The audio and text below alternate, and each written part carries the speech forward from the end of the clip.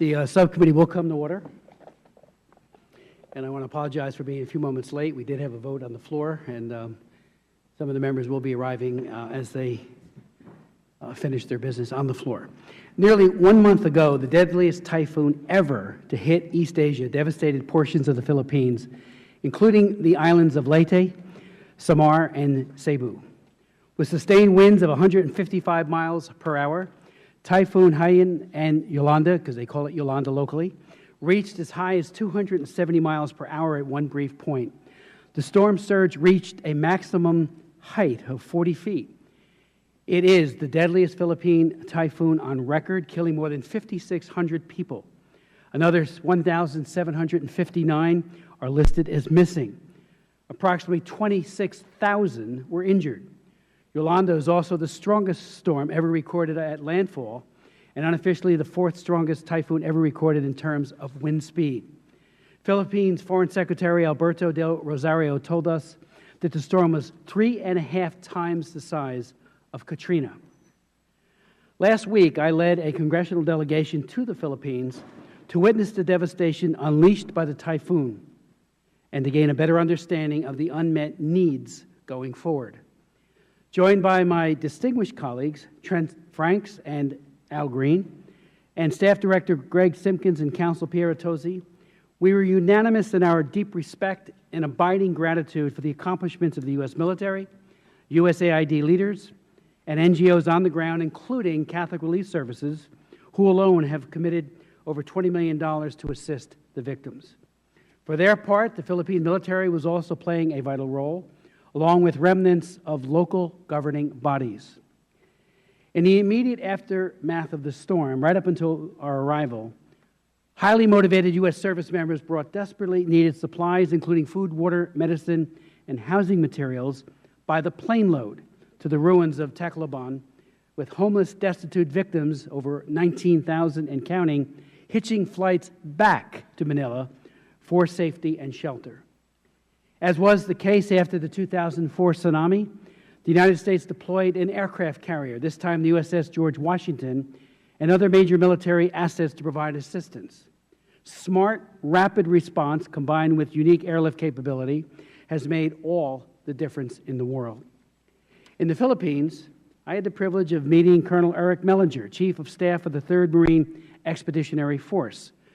I would note parenthetically that I nominated Eric to the Academy in 1982 in my first term. And it was clear watching him in action that he had earned extraordinary respect from the top of the command down to the lowest private. His leadership and that of Generals Kennedy and Whistler ensured that a desperate, shell-shocked population of victims got immediate, tangible aid. Every Marine I saw, every Marine we saw, including 3 from New Jersey, Lance Corporal Anthony Pellegrini, Lance Corporal James Scoccato, and Lance Corporal Michael Napa, was working around the clock to protect victims. Sleep? What's that? One Marine told me with a smile. We're saving lives. Al Dwyer, Principal Regional Advisor for East Asia and the Pacific at the USAID Office of Foreign Disaster Relief, said that, quote, when the U.S. hit the ground, things got moving. This was a model response, he said. We saved lives here. I know that for a fact, close quote. The cooperation and teamwork of our military and disaster assistance leaders from USAID, including Jeremy Kunyek, Director of the Office of U.S. Foreign Disaster Assistance, who traveled with us, the NGO community and the Philippine officials, was a textbook example of how disaster assistance ought to be done. But of course, the relief efforts are far from over. The emergency phase has now matriculated into the recovery phase, and much more needs to be done.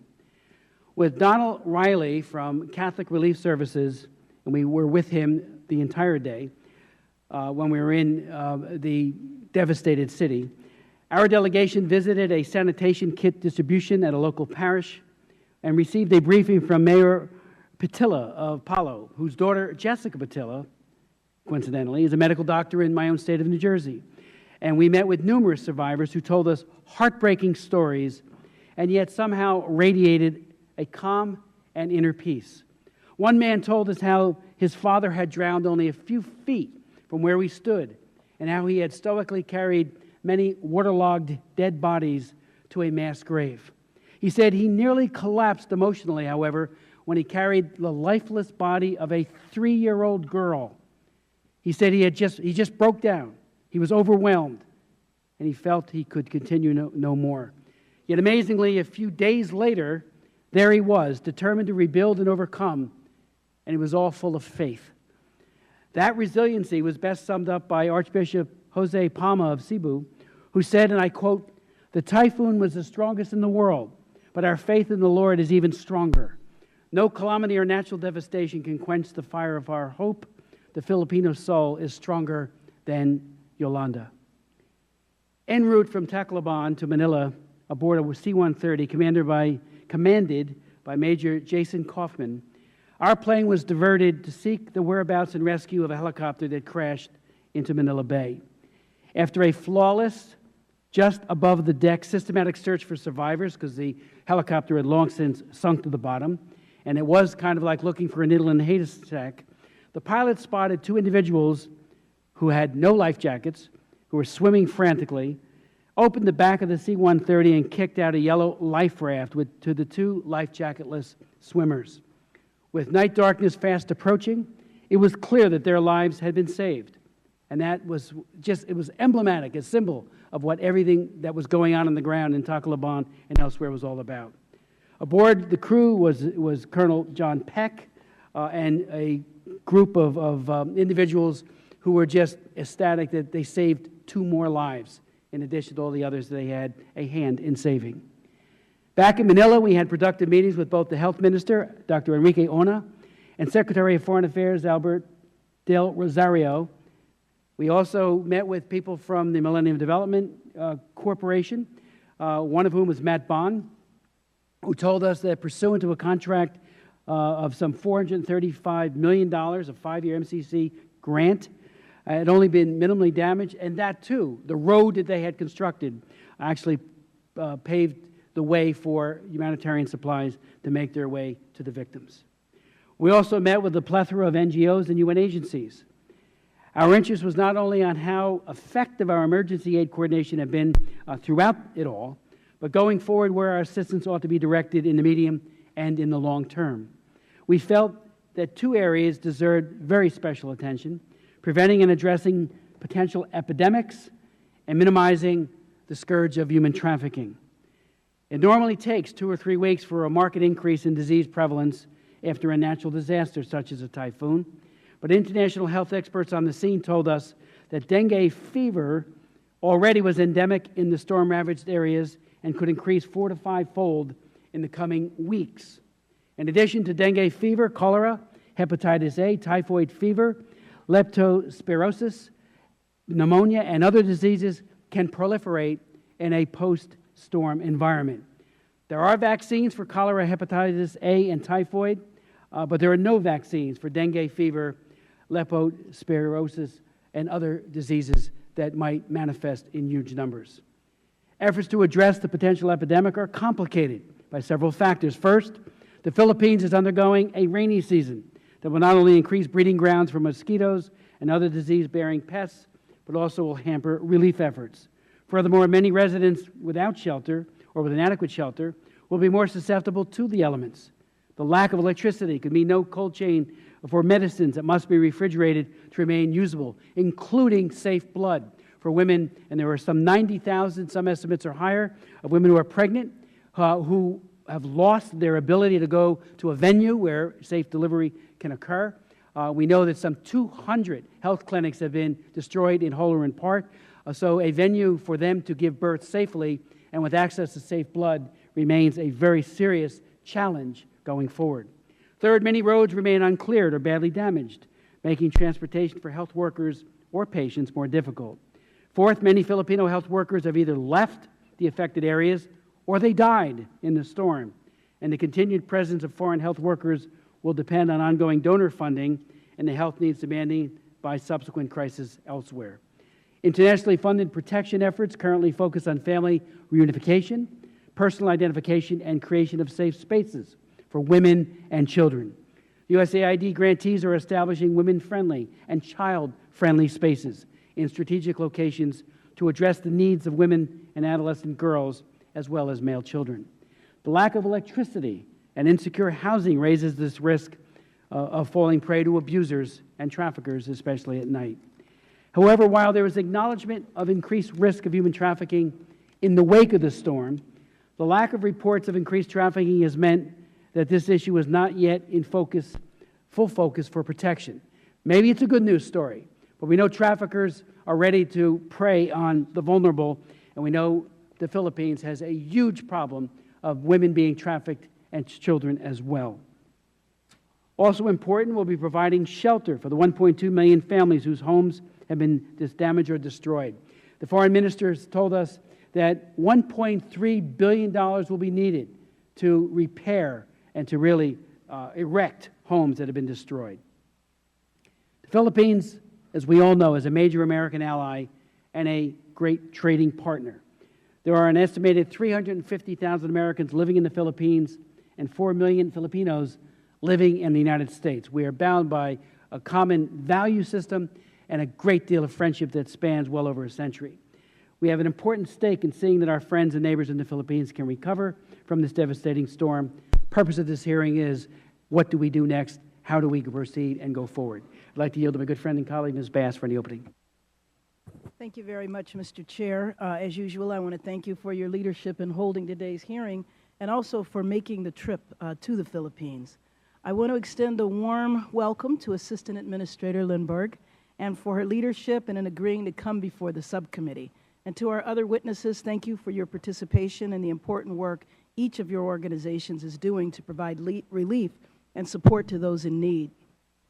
Los Angeles and my congressional district is home to a large Filipino population who have family that have been impacted by the typhoon, and I personally have friends who could not find their family members for many days.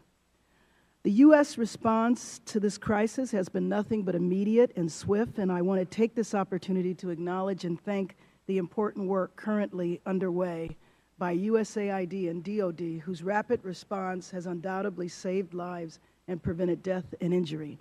And also let me extend my deep appreciation to the many U.S.-based NGOs that leaped into action and to those who continue to take on the long and arduous work of rebuilding and helping mend people's lives. I want to yield the rest of my time to Representative Green, who I know. Oh, okay, Mr. Chair. Go right ahead. Before I go to Mr. Green, I do want to go to Chairman Royce, but I will yield to my friend and colleague. Chairman Royce, Chairman of the full committee. Well, I'll yield to Mr. Al Green at this time, if that's all right, Mr. Chairman. Thank you. Well, thank you very much, Mr. Chairman, and thank you to Mr. Royce.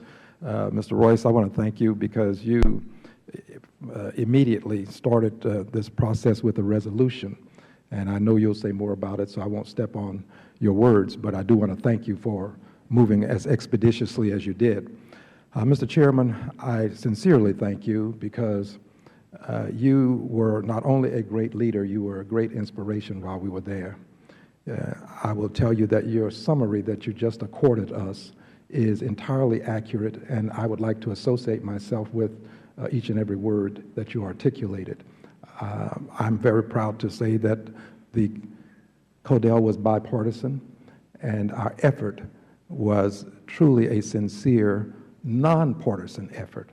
We went there to be of assistance, and I'm proud to have been associated with the endeavor. To my ranking member, I thank you for allowing me to be a part of this as an interloper. I seem to find my way into places, and you have greeted me warmly, and I have great respect and admiration for you, and I thank you so much for allowing me to be a part of this august body today. I would like to extend my condolences to the people in the Philippines. They have suffered greatly. They are in a recovery phase, but there is still great work to be done. And I want to assure them that my visit has only strengthened and reinforced my belief that there is much that we can do to be of assistance.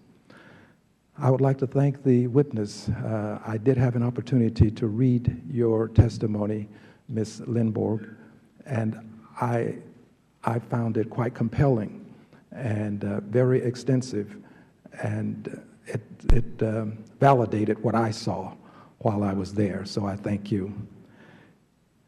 I was inspired by the unity of the effort when I was there.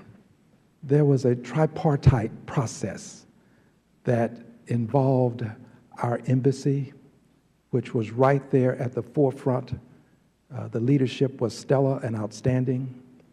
We had USAID all over the place. Signs, people. It was remarkable to see how the organization managed to become almost ubiquitous. You were there and everywhere. And then, of course, we had DOD. I was very proud to be an American and to be there because our Marines landed and people applauded. And the Marines didn't just show up. In the parlance of many of my friends who live where I live, they showed up and they showed out. They really acquitted themselves well. The chairman talked about the rescue mission, which was something that happened while we were en route to do something else, but they were efficacious and they did it with alacrity, and I was proud of the way they handled themselves. The Marines that I met, about 15 from Texas, gave me phone numbers, and on Thanksgiving Day, I received one of the greatest rewards you can receive when you call a family member and say, I saw your son, I saw your daughter, I saw your husband or your wife, and they're doing well and serving our country well. And there were tears of joy that emanated from some of these relatives, and others were just gratified to know that we took the time to go. So, Mr. Chairman, I think we did a good thing, and I again thank you for your leadership. Mr. Franks isn't here. I'd like to mention him and say to him that I'm proud to have been associated with his efforts. He has arrived now. Excuse me, Mr. Franks. Excuse me. My apologies. Mr. Franks from Arizona. He and I had an opportunity to spend a lot of time together, and I'm gratified that we had that chance to see and understand many things about the Philippines. Mr. Chairman, I don't know how much time you have given me, but if you would just allow me a couple more minutes, I would greatly appreciate it. I do want to mention that our relationship with the Philippines is one that is solid, in my opinion, because the relationship is based upon, in part, business. We are their second largest trading partner, but it's more than a relationship, it's a partnership. We have a visiting force agreement with the Philippines. It's more than a partnership, it's also a kinship, because we have many Americans who live in the Philippines, about 300,000. And we have Americans with children that are being born in the Philippines. And this relationship, this partnership, this friendship, this kinship makes our association quite unique, and I'm proud of it. I read the testimony, and in your testimony, ma'am, you mentioned that about 800,000 people were moved out of harm's way. That answers a question that I had when I went over to Tacloban. When I saw the devastation, I immediately asked myself, why weren't more people killed? It was a miracle, in my opinion, that more people were not killed, but a part of the answer has to do with the way the government was able to evacuate 800,000 people in short order. That was a fantastic effort, and I am proud to say that I know we had a hand in it, but I'm proud to say that that saved a lot of lives. I don't know how many, only God knows how many, but a lot of lives were saved by this effort to evacuate people. And finally, I want to just acknowledge that we have a bill, H.R. 3602, and any bill that I file is one that I'm amenable to changing. There is nothing in the bill that is sealed in any sort of permanent way. But what it does simply is accord Filipinos who live in the United States of America temporary protected status. We can change the name. We can find another way to do it. But here's why I think it's imperative that we do this in some way, by some name. Because the people there in the Philippines, 42% approximately, live off of less than $2 a day. To send people back into harm's way, in a sense, I think that's a little bit, to be very kind, insensitive. There are many other adjectives. But I think we, as a great country, can allow them to stay for some period of time, all negotiable, and work and send remittances back to the Philippines. Last year, more than $10 billion in remittances were sent from the United States to the Philippines. More than $10 billion. We can help the people of the Philippines help themselves with something. Right now we're calling it temporary protected status. Call it anything you want. Anybody can sponsor it that can get it done. I just think we need to do something to allow people to help themselves, and this is a way that it can be accomplished. $2 a day, not a lot. We have people working here. Their visas will expire. Let them continue to work and send those remittances back home. Those people who say, I want to send money, I'm not sure who I should send it to, well, this way the money will get to people who need it, because these are family members and friends of people who are living in this country. Now to Major Angel Hooper. She was the commander of the C-130 when I had an opportunity to go on the flight deck. And I just want to put in a good word for the women who serve in the Marines. They are doing an outstanding job as well, and I salute her. She is from Texas, yes, and she had her co-pilot in training, and I was so proud of the way she was training her co-pilot, and I salute all of our men and women who serve. Thank you, Mr. Chairman. I yield back the time that I do not have. Mr. Green, thank you very much, and it was a privilege to join you and Trent Franks on the trip. I'd like to now yield to the distinguished chairman of the full committee, Ed Royce. Well, thank you, Mr. Chairman. Thank you to yourself, to Mr. Franks, to Al Green. Mr. Green, you're right. We have a kinship with the people of the Philippines, and I think that our hearts really go out for the families and the victims, the 5,600 people who lost their lives. But the reason I want to commend the three of you is because your focus on this trip was what additional steps could the United States take to make certain that we did not have an epidemic that would follow those who lost their lives that day, that malnourishment wouldn't add to that toll. And I must tell you, as chairman of the Foreign Affairs Committee, I strongly support the U.S. effort here to help the Philippines recover and rebuild, and I think the U.S. Agency for International Development is playing a critical role in this effort, along with the brave men and women of our armed forces. And to date, we have allocated $60 million to recovery efforts. The USS George Washington is stationed offshore to support relief efforts. And I think many in the Filipino-American community were directly affected. I know we hear from families about how this typhoon, the worst on record, took from them friends and family members that are, in many cases are still unaccounted for. So we applaud the community's effort to come together, to raise funds, to donate humanitarian supplies.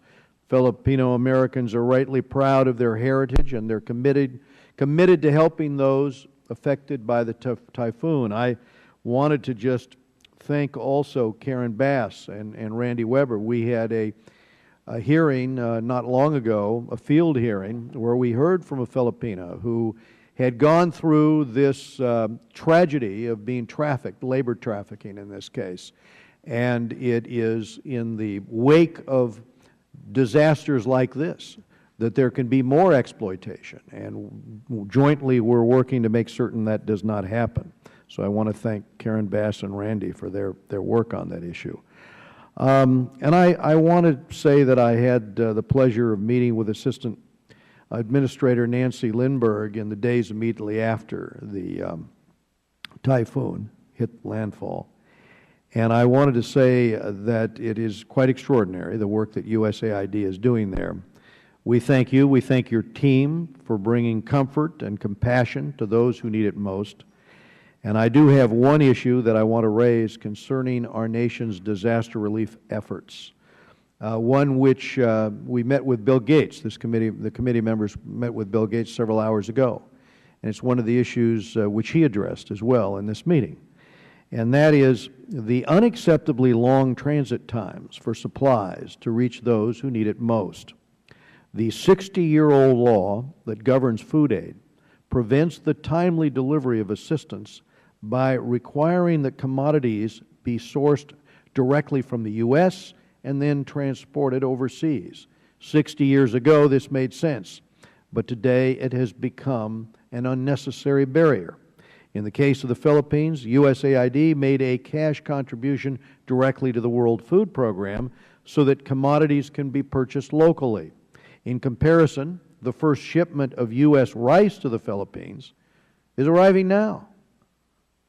It just arrived 3 weeks after the typhoon made landfall. So surely we can do better than that, and it's up time that we updated our laws. And I did want to say that Mr. Engel and I have language that we believe, that we hope, is going to be in the Farm Bill in order to make that reform.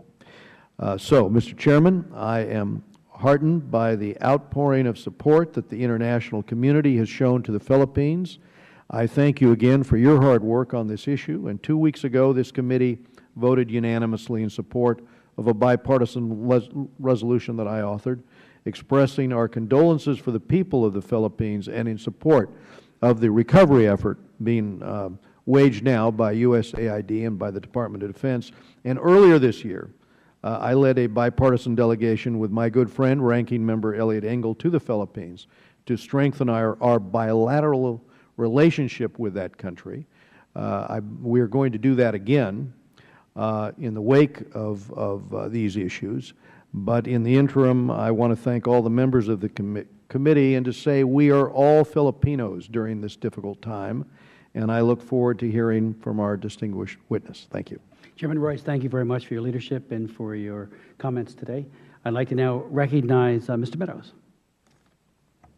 Thank you, Mr. Chairman, and thank you for calling this hearing. And as we start to look at the issue, you know, the personal firsthand testimony of you and others who have visited the region is certainly one that it can't help but touch your heart when you hear about people being displaced. Some 3.8 million people have been displaced, and that's hard when we start talking in millions to really recognize the size of that, but it's the size of the state of Oregon. If everybody in Oregon were displaced, you know, it's just monumental in terms of the impact. And so I think that in a town where many times we can be very critical of agencies and their role and what has happened, the testimony that has been shared by my colleague, Mr. Green, and the chairman, certainly is something that needs to be applauded, and we need to celebrate those successes and hopefully put a model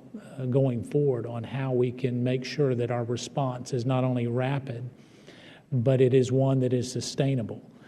Because I think the difficulty that we have is with so many tough situations throughout our world is being able to replicate that and make sure that the bureaucracy does not get in the way of providing good support, but yet at the same time where we just don't throw money at it. And Chairman Royce just mentioned this particular issue on a 60-year-old law that we need to address, and look at that in a real way to make sure that in times of emergency, people can work together. And I just want to thank the chairman and ranking member Bass for the continued bipartisan support. There's very little that's bipartisan in this town, and time again, I find that on this committee and with the interest of the people, not only the United States citizens, but in this particular case, the Filipino people that are hurting and suffering,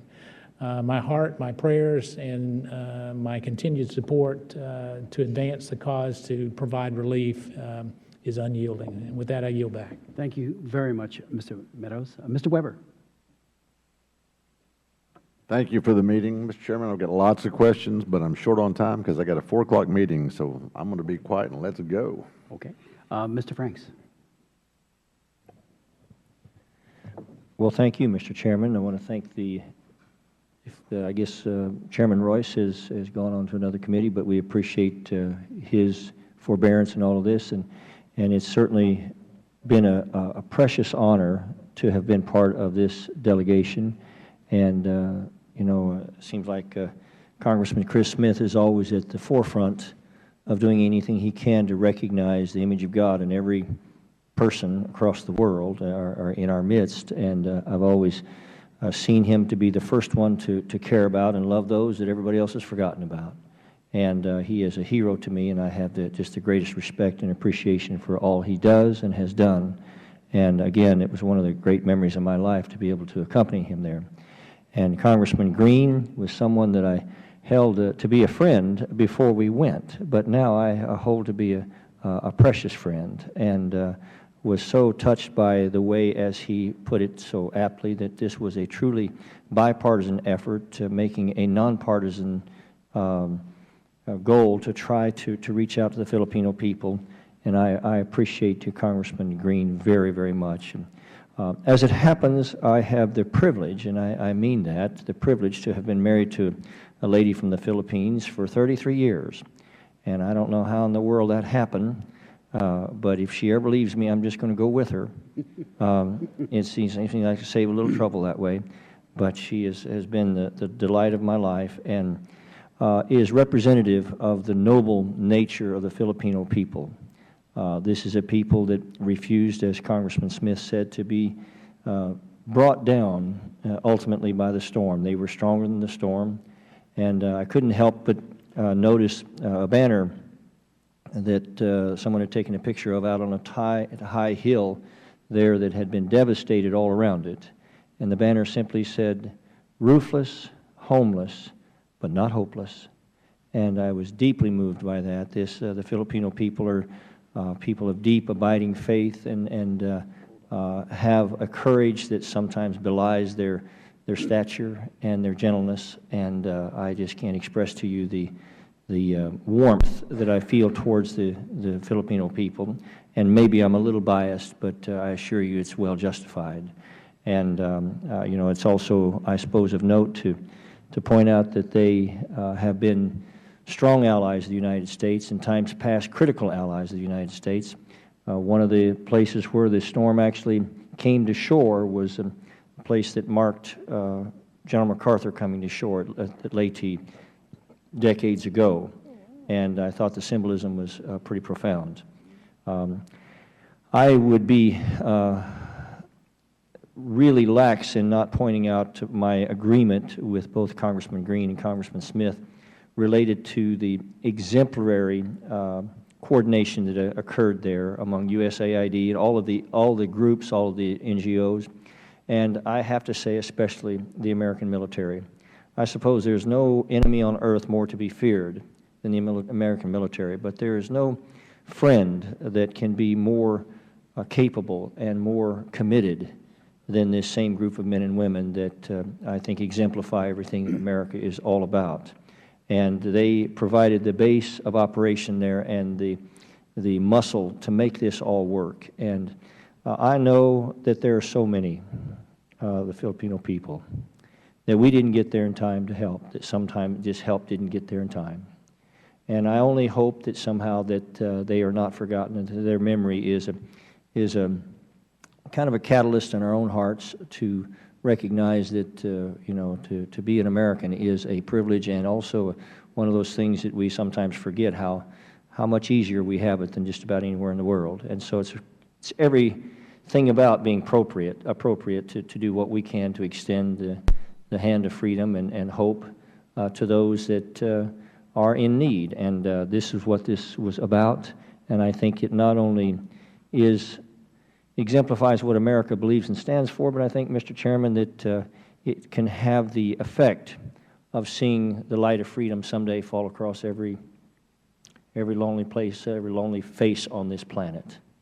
And so let me just suggest to you that I am very honored to be an American and to have been part of this effort.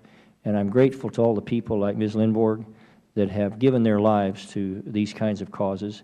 And I'm hoping, Mr. Chairman, that I can just ask her when she has the opportunity, because my challenge is I have to leave as well, but I'm hoping that she can address the whole issue about what USAID's plans and efforts are to protect trafficked children and abused children, and what are the best programs that they have to protect children from being abused in these crises like this, and how do we make sure these programs are in place.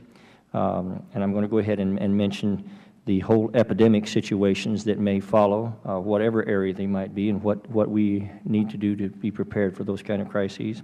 And finally, you know, it was suggested there that while we were there that when people like Chris Smith and Congressman Green and others talk about this in the media, that it keeps this issue in front of the public, which allows them to respond financially and otherwise, and it's of consequence that ends up protecting real lives. And I'm hoping that you might express ways that, as members of Congress, that we can extend our efforts there to make sure that we're doing everything we can here in the safety of the Capitol to do what we can to see protection and help extended.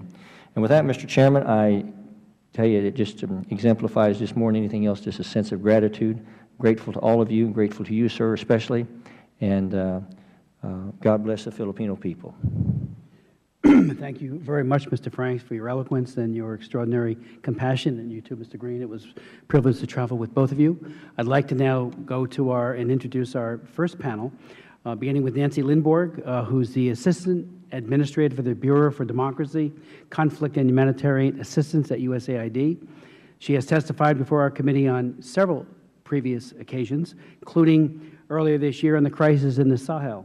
Since being sworn into office in October of 2010, Ms. Lindborg has led DHHA teams in response to the ongoing Syria crisis, the Sahel in 2012, the Horn of Africa in 2011, droughts, the Arab Spring upheaval, and numerous other global crises. She has also been on the ground recently in the Philippines, actually briefed me and my staff before we left, having just come back herself from the typhoon. Prior to joining USAID, she was president of Mercy Corps, where she spent 14 years. She has held a number of leadership positions including service as co-president of the board of directors of the U.S. Global Leadership Coalition, one of the founders and board members of the National Committee on North Korea, and chair of the Sphere Management Committee. She is also a member of the Council on Foreign Relations. She holds a BA and MA in English Literature from Stanford University and an MA in Public Administration from the John F. Kennedy School of Government at Harvard University.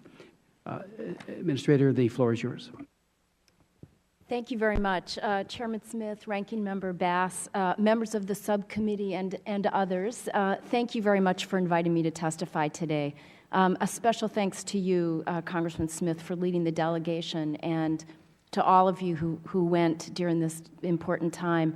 And most of all, thanks to all of you for the ongoing support that enables us to do this kind of life-saving work and really express who we are as Americans in these times of need. That's vitally important. This has been the worst year since 1993 for the Philippines. And the November 8th super typhoon was the worst of those storms, the worst of an already bad year, with 195 miles an hour winds, a storm surge that reached higher and went further inland than the Indian Ocean tsunami. To date, we know that 5,600 people have died and nearly 11 million have been affected. As did many of you, I again express my deepest condolences to the people of the Philippines. These are life-changing losses that will take many years to fully regroup from. As you noted, I traveled to the Philippines 1 week after the storm made landfall and saw the staggering devastation. And you see the photographs, but when you're in it, it's this eerie, twisted landscape of boats and cars tossed up in trees and people's lives utterly destroyed. But you also see these signs of hope, the signs of humanity that surface even during these difficult moments. I met a brother and sister, and the sister was telling me about how her brother rescued 13 people at great personal sacrifice during the typhoon. These are the stories that are side by side with the devastation and the loss and the great resilience of the people as they begin to emerge from the worst of the storm. I also saw a massive relief effort already in full swing. I arrived on a U.S. military C-130 that was carrying life-saving supplies that USAID had brought in from our regional depots.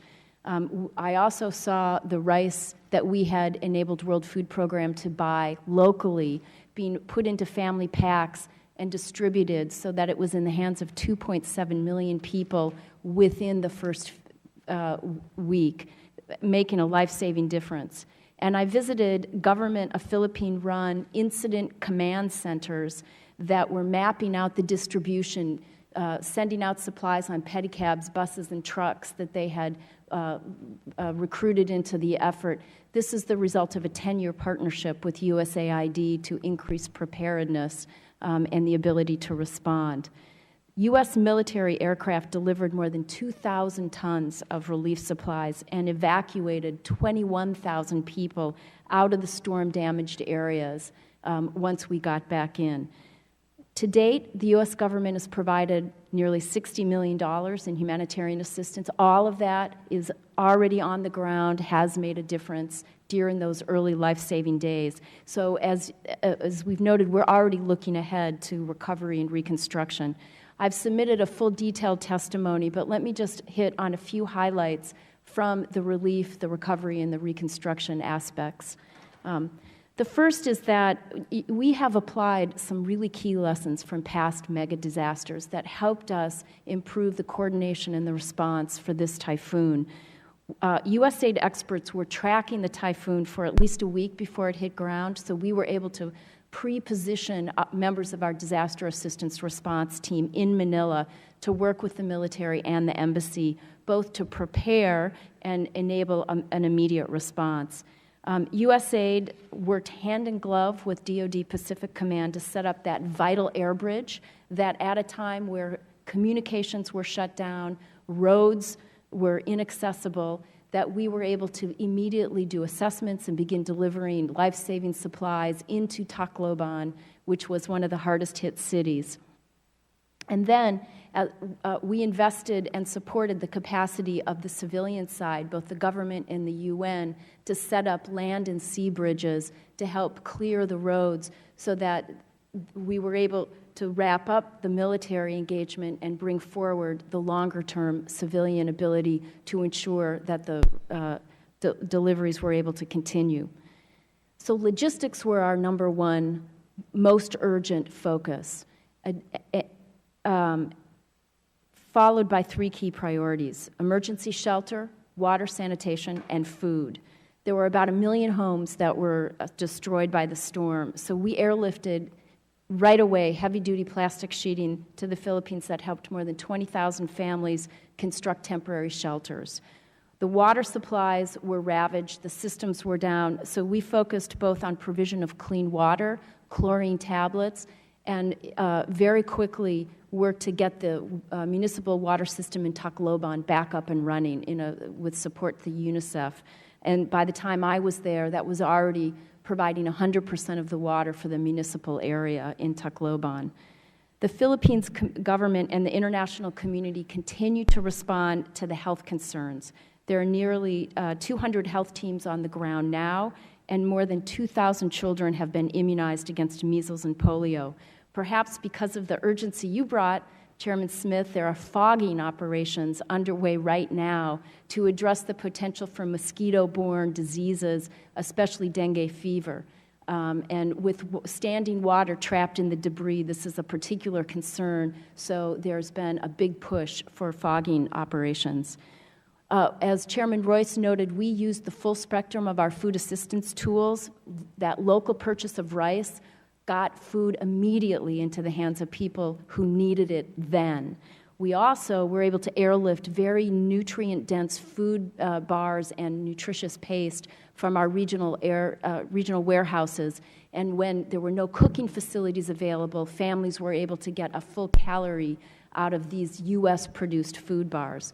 Finally, we rerouted a ship that was just loading up in our hub in Sri Lanka and brought that to the Philippines. That ship arrived yesterday afternoon, and although it wasn't there for the life-saving portion, it will be an important part of the ongoing response. So it's the importance of this very flexible, full suite of tools.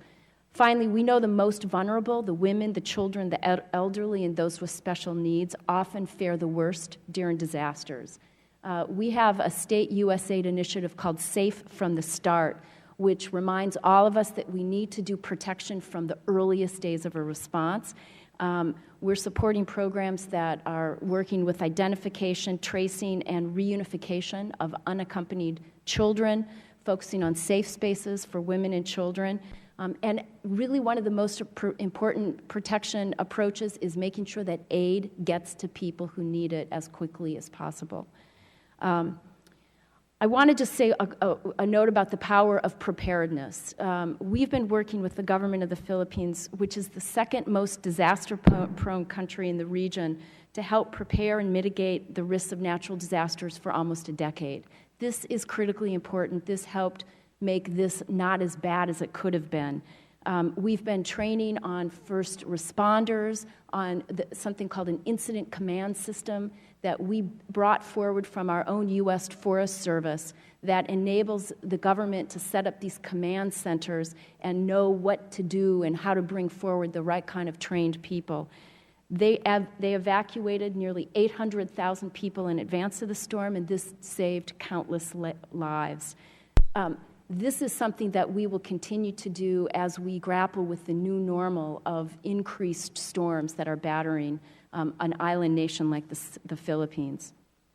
We've also learned from past response efforts that we have to move as quickly as possible into early recovery. This is vital so people can get on with their lives, so they don't get mired in hopelessness, and they can start standing on their 2 feet again. We're already seeing market activity spring up even in the hardest hit areas. So we are looking at how to provide life-saving assistance that is also very aware of local coping mechanisms and local markets. We are moving forward at our strategies for provision of livelihood support, looking at transitional shelter, continued food security, water sanitation efforts, and continued protection of the most vulnerable populations, including the human trafficking issues that are important and very much a part of our considerations. Looking ahead, the government of the Philippines just released its first early draft of what is considered, what they think they'll need for the longer-term reconstruction, and they've identified about $2.6 billion. Each year, the Philippines loses about $5 billion as a result of natural disasters. That's 2% of its GDP. So as we look ahead to the reconstruction, one of the areas that we will look closely at is continuing this preparedness, this risk reduction, and how to build resilience at the household, at the systems, and the country level. This was already one of the 3 areas of focus for our USAID mission, and this will be critical looking ahead. We're prioritizing our efforts to support the critical areas that have been identified, including some of the infrastructure, the livelihoods, and essential services that are necessary to get those communities back up on their feet. And then finally, we know that the most vulnerable will continue to be important as we go forward.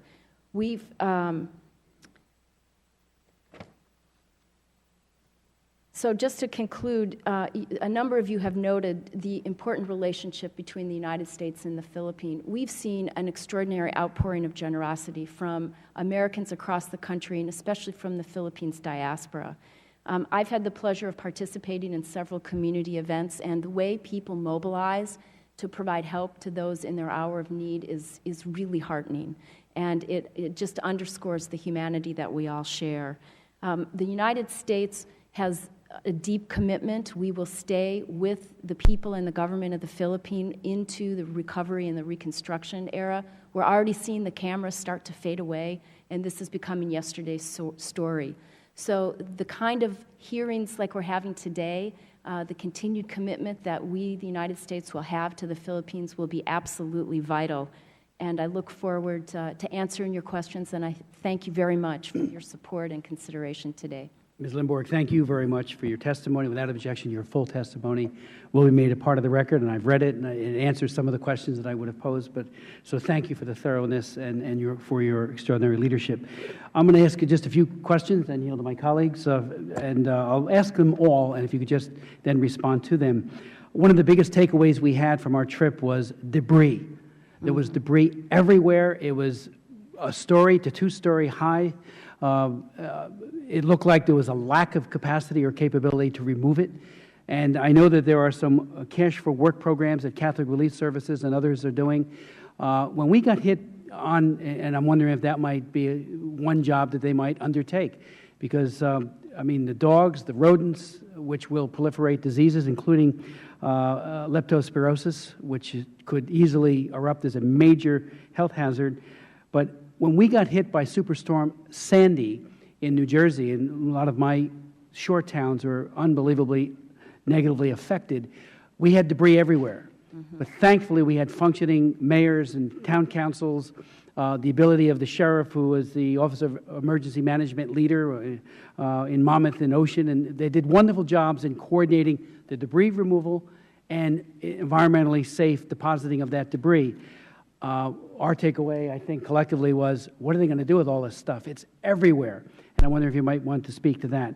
Secondly, on the issue of trafficking, as you know, I'm the prime sponsor of the Trafficking Victims Protection Act and work on combating human trafficking every day. We're all concerned about, now that the recovery efforts, now that the roads are all open, or most of them, that the traffickers, including women who have made their way to Manila and children, may look to prey upon vulnerable people who, over a longer period of time, may have lost some hope or may be very gullible for an offer to go to Saudi Arabia or to Korea or somewhere else in Saudi Arabia, in the Philippines, for what looks like a real job, but turns out to be an engraved invitation to a hell on earth, which would be a trafficking situation. I understand there's one protection person on the response team. Is that enough? Has the tip office been brought into this in a robust way to apply every best practice they know to mitigate human trafficking? Third, we learned, and this is a minimum estimate, I think, 90,000 pregnant women. My understanding is that there are some estimates that put that even higher in the affected areas. I know that the availability of safe blood and a venue where a woman can give birth who may need a C-section is a very real, compelling need. And most, as I said in my opening, of the health clinics have been destroyed or very seriously damaged. And I'm wondering what the plans are to ensure that as these women, especially in the final 3 months of pregnancy, get close to birth of their children, will there be an effort to ensure that there is safe blood and a skilled birth attendant to, again, save her life if she needs a C-section or some other help to help mother and baby? I would note parenthetically that my own daughter-in-law, my wife and I are parents of grandparents of 3 grandchildren. Just in July, in a Princeton hospital, had an emergency C-section, lost 2 liters plus of blood, and they had to send out for some of it because they didn't have her blood type. They had some, but not enough. And in a ravaged area that we visited, and you visited as well, with no health clinics that are working, that could mean death to a woman, where availability of safe blood could mean life. So if you could address that. And finally, the issue of best practices learned from the earthquake in Haiti and the tsunami in the Indian Ocean. I actually was on the Abraham Lincoln briefly with a group of members. We went to Banda Aceh during the tsunami. And again, the deployment of the aircraft carrier was like a pivot, an anchor for relief efforts, particularly during the emergency phase. What other best practices have been learned that are being applied now as a result of the typhoon?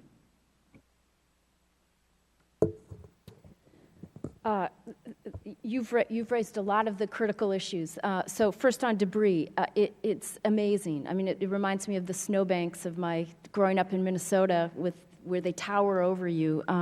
This is a critical issue. The government of Philippines has a salvage-first policy. And so you may have seen as well, people are already starting to pick through what's reusable versus what needs to be put into a landfill. We are taking this into account in designing our transitional shelter programs and also incorporating what we call cash for work as a part of our programs, working with our UN and our NGO partners who have a lot of skill and experience in doing programs that basically provide a day's wage in return for clearing debris away. This will be a huge challenge, an important challenge. Unfortunately, or fortunately, the Philippines actually have a fair amount of experience in dealing with debris. It's a scale issue in this instance, and it will be an area of immediate focus as we look ahead. You've raised some of the other associated concerns about disease with the debris, and for that reason, the fogging is a very important approach because there's standing water. The other issue, of course, is that there's still pulling bodies out from underneath these mountains of debris, and that will likely remain an ongoing effort as they work their way through the recovery. On trafficking, this has been an area of concern in the Philippines for some time, and in fact, the United States has put about $11 million into counter-trafficking programming in the Philippines, and we work very closely with something called the Philippines Interagency Council for counter-trafficking.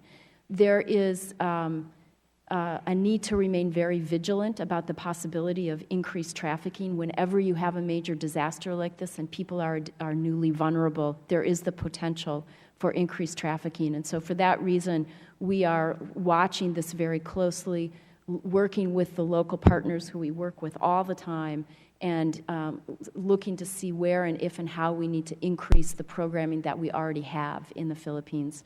And we are talking very closely, working with our CTIP partners. So thank you for your support on that. On the pregnant women, you know, the whole issue of the cold chain is critical, not just for pregnant women, but for the immunizations that have to go forward. So that's a priority between WHO, the government of the Philippines, and UNICEF. We've provided support for that to get the cold chain back up and running so that you are able to bring forward critical medicines, including blood. There are right now 184 medical teams on the ground. There's been a fairly robust international response to try to fill the devastating gap that the storm created. And they are now operating in the affected areas, working to reestablish those critical facilities. Also importantly was the early evacuation. I mentioned I rode in on a C-130. Our U.S. military C-130s, as they carried supplies in, they carried people out. And about 12,000 people were evacuated, and the hope is that those who need that kind of specialized assistance, including some of the more complicated births, are able to get out. finally, in terms of best practices, I think there were a lot of important best practices that we took forward from past mega disasters. And one, it really resulted in the close, very effective collaboration between USAID and the DoD. And we were able to, because of the work that we'd done together previously, very quickly stand up an effective air bridge that prioritized the most important life-saving supplies that to go forward. One of the things that happened in Haiti is there was a clogging of supplies that went through the system, and sometimes not the most important supplies went first.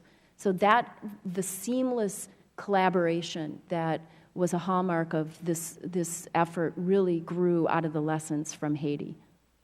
Not to make light, but I did bring up fogging everywhere we went and pointed out that when I was 7, 8 years old, without any parental notification or consent, my friends and I used to follow the fogger in Island, New Jersey, and on our bikes. So the ability to reduce the impact of dengue fever and some of the other the mosquito-borne, vector-borne diseases that are looming, the attendant risks that fogging might bring, I think the risk versus the benefit of stopping several epidemics from bursting out.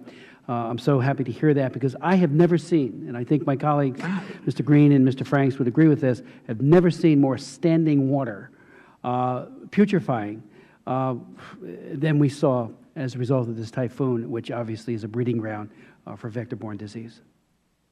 Well, as someone who also followed the fogging trucks when I was growing up, but in fact, there is a great concern about not just trying to address the standing water, but also to revitalize the surveillance system, the health surveillance system, because one of the concerns is in the wake of the storm, that we need to very quickly have the ability to identify where you have an outbreak so that you can do the fast treatment. So it's really those two actions, the surveillance system and the preventive fogging, that are underway. Thank you so very much. Mr. Green. Thank you, Mr. Chairman, and I, again, thank you for your leadership. It has been stellar.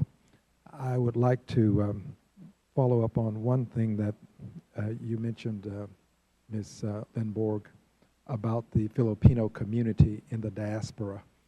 In Houston, Texas, we have approximately 39,000 Filipinos, and I will tell you that the community has organized, and the community has raised what I think is a fairly handsome sum of money that has been sent to the Filipino community, of course, in the Philippines, sent to the Philippines. So I'm honored to tell you that my community is on board with the effort.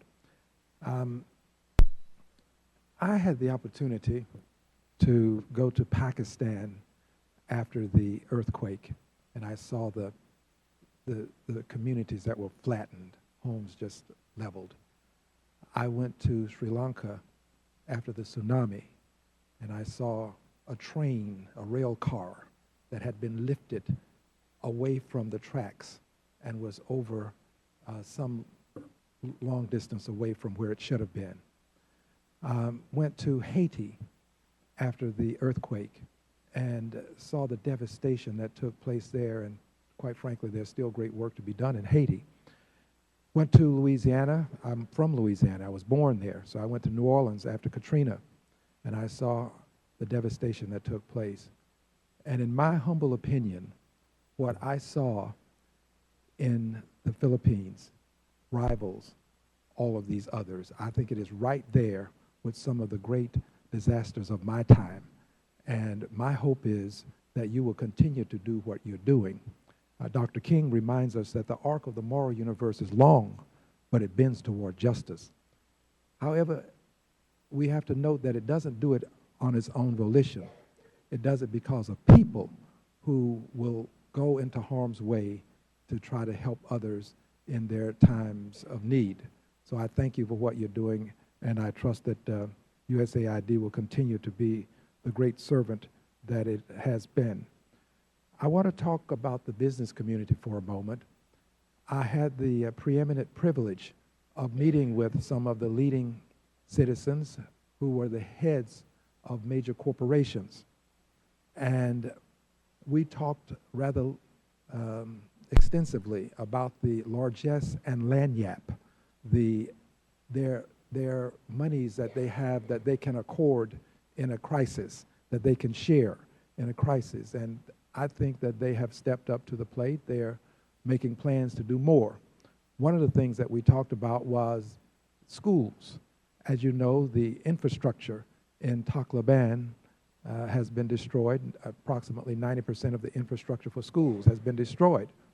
And children are without what they would normally do in the course of a day, and that is be in a classroom. These business leaders indicated a willingness to be of assistance to help with schools. So my hope is that there will be some coordinated effort between the business community and the NGOs, the government, all of the parties involved to help children. I'm concerned about people in the dawn of life and in the twilight of life. Our children are a precious commodity, and my hope is that we'll do some things to help them with their educations.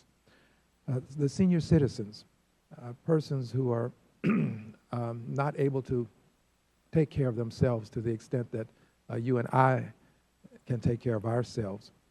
I would like for you, if you would, to comment on efforts that are being made to help them, comment on the schools, the efforts to help reestablish schools as quickly as possible. And finally, when we met with the mayor of Tacloban, she indicated that the number one concern was shelter. The number one concern was shelter.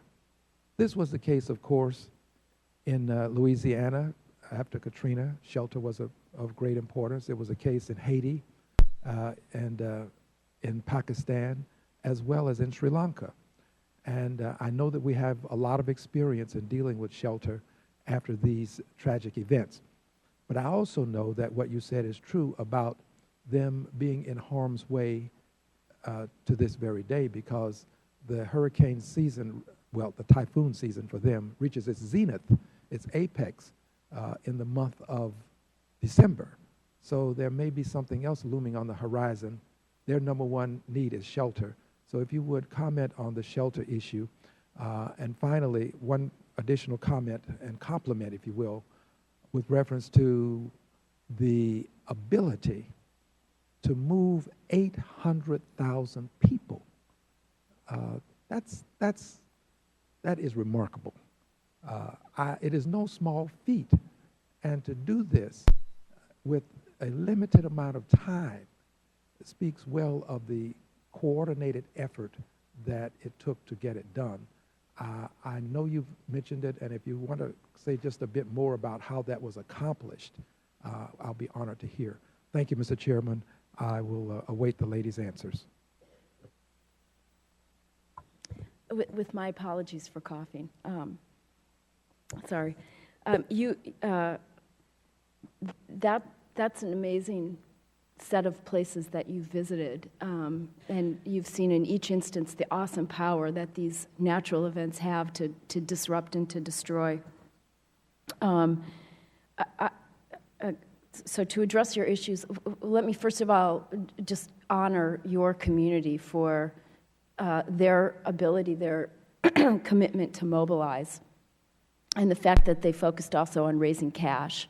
One of our major messages has been to the American people who want to provide assistance is to focus on cash as the fast and most effective means of helping the people of the Philippines. So thank you for that. Also, we do have a listserv that will provide your offices that's kicking out regular updates that are of interest specifically or especially to the diaspora. So we'll be sure to get that to you.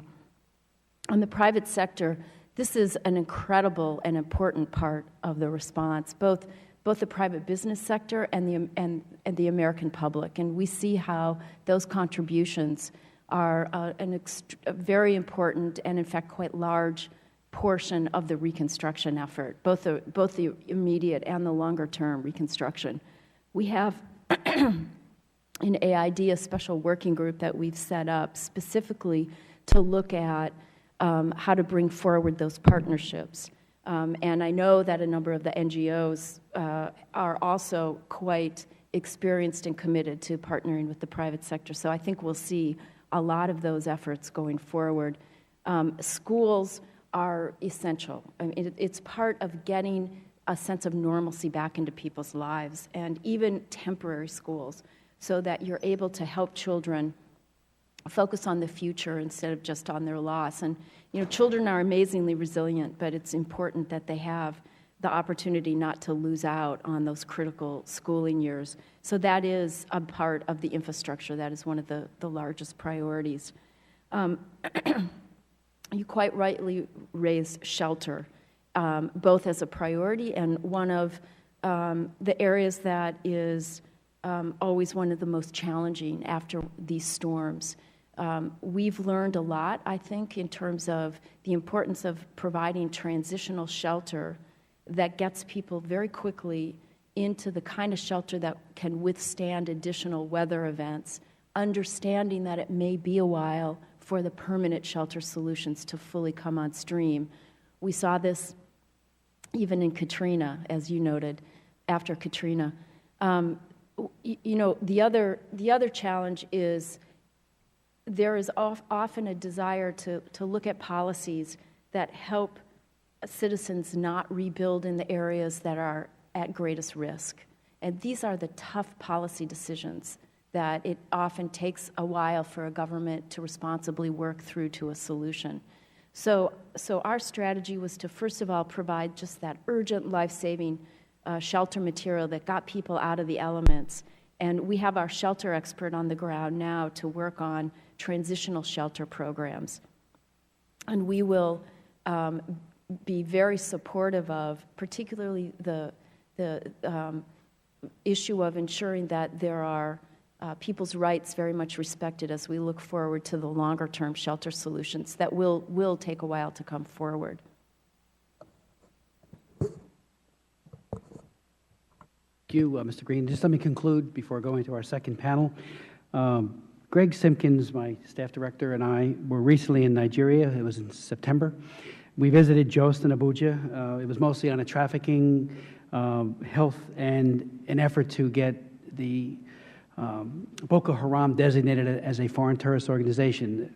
But while we were there, we did visit with a number of NGOs, including a bishop in Jos, who had lost funding for AIDS orphans. And it raised a serious question that I have been asking for 30 years, more than 30 years, and that is the robust inclusion of faith-based organizations, which I believe, whether we're combating things like HIV/AIDS, PEPFAR, the program there, or malaria, tuberculosis, or doing relief operations in a typhoon or other natural disaster, that the efficacy of the relief operation is enhanced when faith-based operations are, again, robustly included. They have networks, they have people on the ground, the multiplier effect is incalculable, and I've seen it over and over again, and what I found in Nigeria was that only 9%, in other words, 91% not, and particularly when the healthcare grid is primarily faith-based, we're getting monies, grants from the U.S. government, and it was very disconcerting to me. I know that Catholic Relief Services is getting support, and we saw it when we went to the Transfiguration Church. Matter of fact, a week before that, I understand that Cardinal McCarrick had celebrated Mass there, and we received communion while we were there.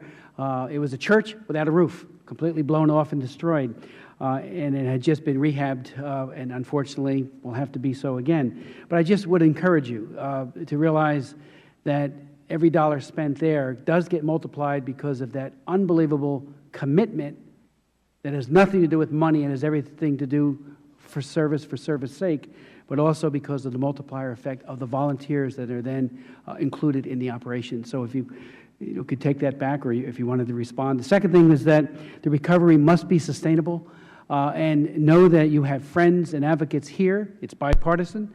Mr. Green, Mr. Franks, I, the chairman, Mr. Royce, all of us, I believe, if we know of a need, as your folks on the ground say, hey, the cash for the work needs an additional push, or we need this or that, let us know.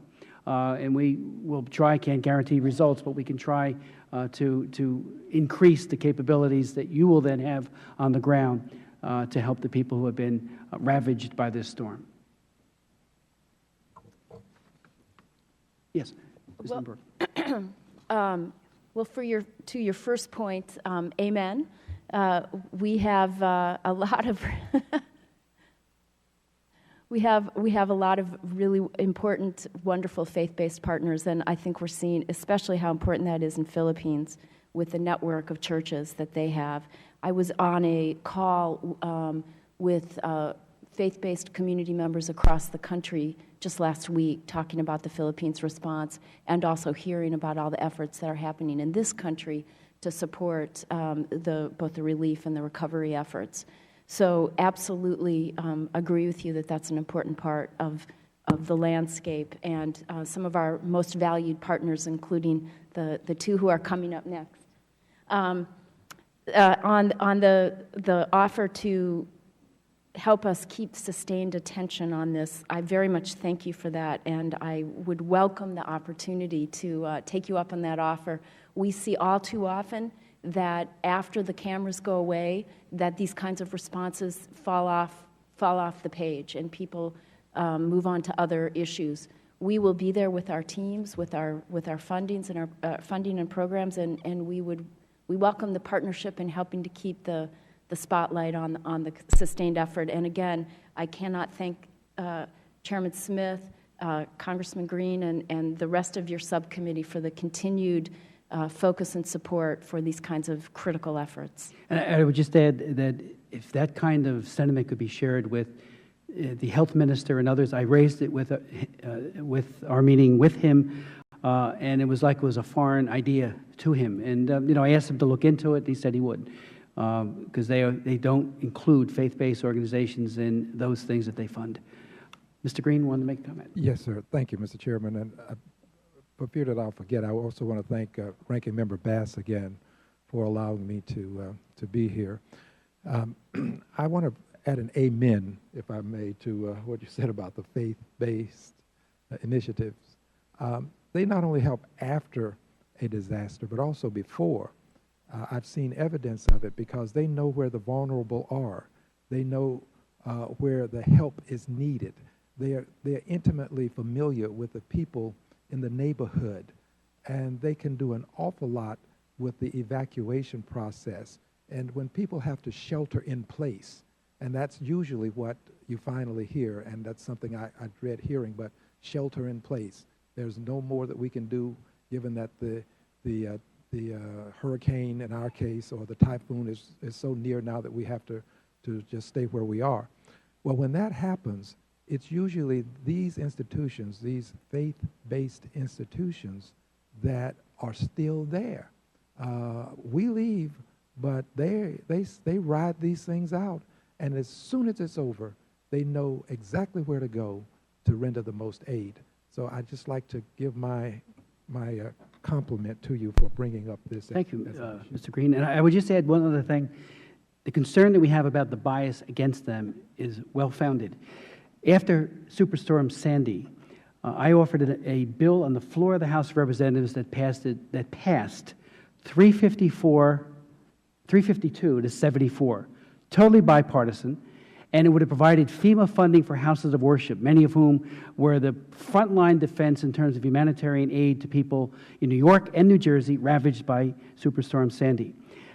The bill passed. FEMA opposes it. The Senate has opposed it and refuses to even bring it up for a vote. I can't tell you how disappointed and how egregiously wronged I think those who were first and foremost in the relief side being told, you're not going to get FEMA relief. There's no separation of church and state issue because they can apply for an SBA loan, they can do all kinds of other things, but they can't get that critical FEMA support. So that kind of bias, which I know you don't share, needs to be guarded against because, again, that first line of defense is so important. And so Mr. Green and I would be in absolute agreement. The more you can help out in that regard, the better. Thank you. I'd like to now welcome our second panel, beginning with Mr. Sean Callahan, who is the Chief Operating Officer for Catholic Relief Services. He has also served as Executive Vice President for Overseas Operations and Regional Director for South Asia at Catholic Relief Services, among other roles. He has led CRS's regional response to floods, droughts, earthquakes, cyclones, and man-made emergencies in South Asia.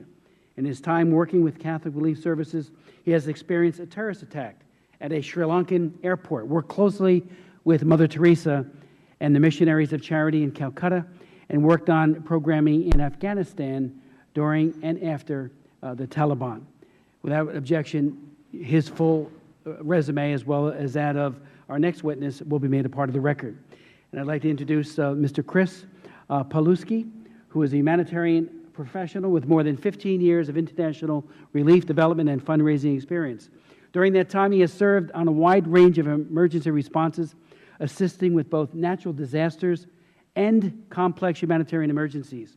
He has worked in hotspots and crises for a majority of his time as a humanitarian specialist, including in Kosovo, Afghanistan, Sri Lanka, Pakistan, Sudan, Burma, Lebanon, and Mali.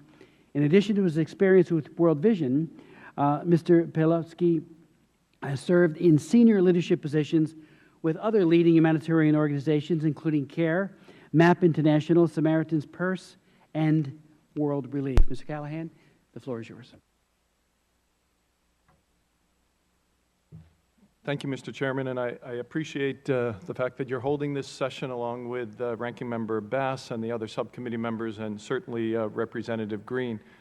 Before I go in, I'm going to summarize my comments. I just ask that the written testimony be added in for the record.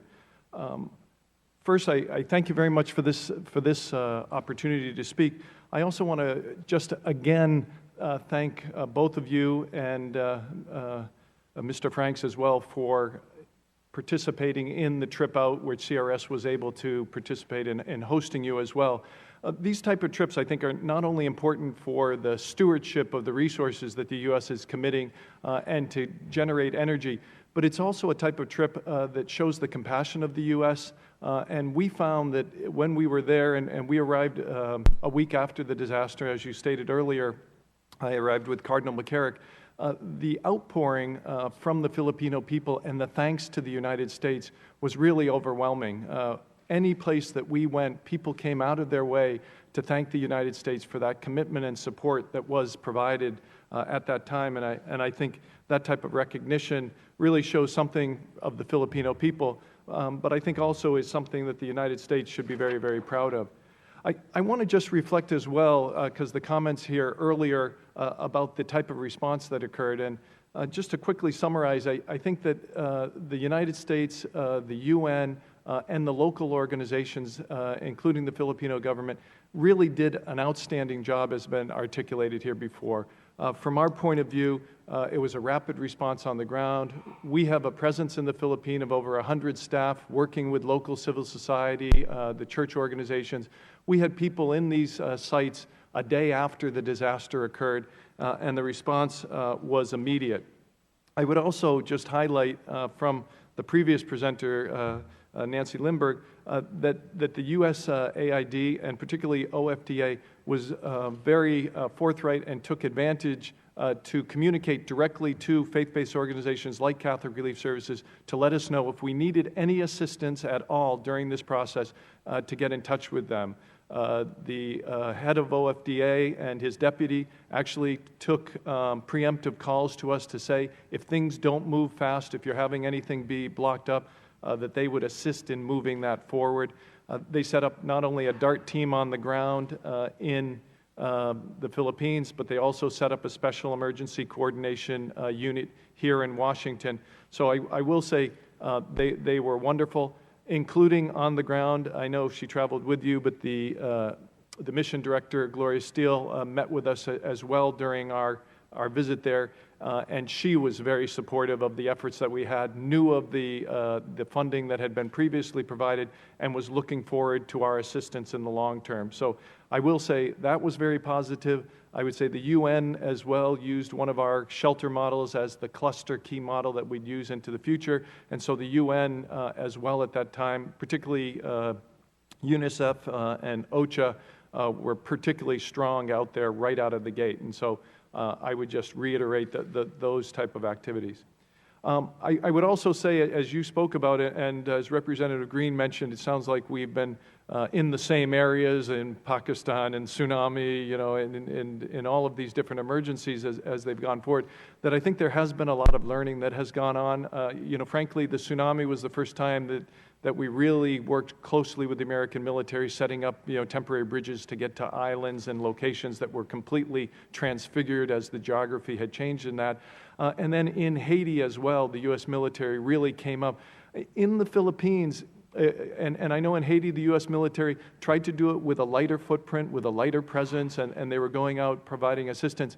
In the Philippines, when they came in, there was joy for most of the people that we talked to all around. It was just very, very impressive. Even in the media outlets, the fact that we had an aircraft carrier, as was mentioned earlier, and was seen as ferrying assistance back and forth. It was seen as assisting other countries and providing helicopters and lift capacity was just very impressive at that time. And so from on the ground, people, frankly, were questioning their own governments. No one was questioning the U.S. resolve to provide assistance. So I will say that.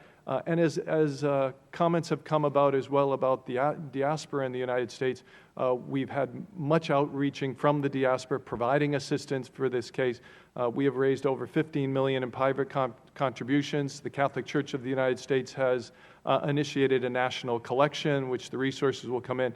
So the solidarity of the American people has been utmost. In addition to that, CRS is a member of an international Catholic organization called Caritas International. That group came together and we met and had an international meeting out in the Philippines with our local church partners. And I'd be remiss if I didn't talk a little bit about our local church partners. As we responded to this disaster, and Cardinal McCarrick and I, as you mentioned, were there a week after the disaster, and he celebrated, Mass in the cathedral without a roof, in the rain at that time. It's not only the material assistance that we are seeing in the United States is providing, but it is the spiritual. It is that solidarity, and I think as Representative Green appropriately said, it's that kinship. And after the Mass, the people coming up to the Cardinal, who celebrated, frankly, with 2 archbishops for the Philippines, who were so taken that an American Cardinal would come, that the Archbishop of Cebu traveled with him to the location where he had been stationed before, Archbishop Palma of Cebu. And then the Archbishop of Paulo was also present at that time, Archbishop John Dew. We also met with the Cardinal in Manila, who was organizing a day of prayer for the people in the Philippines and raising assistance as well there.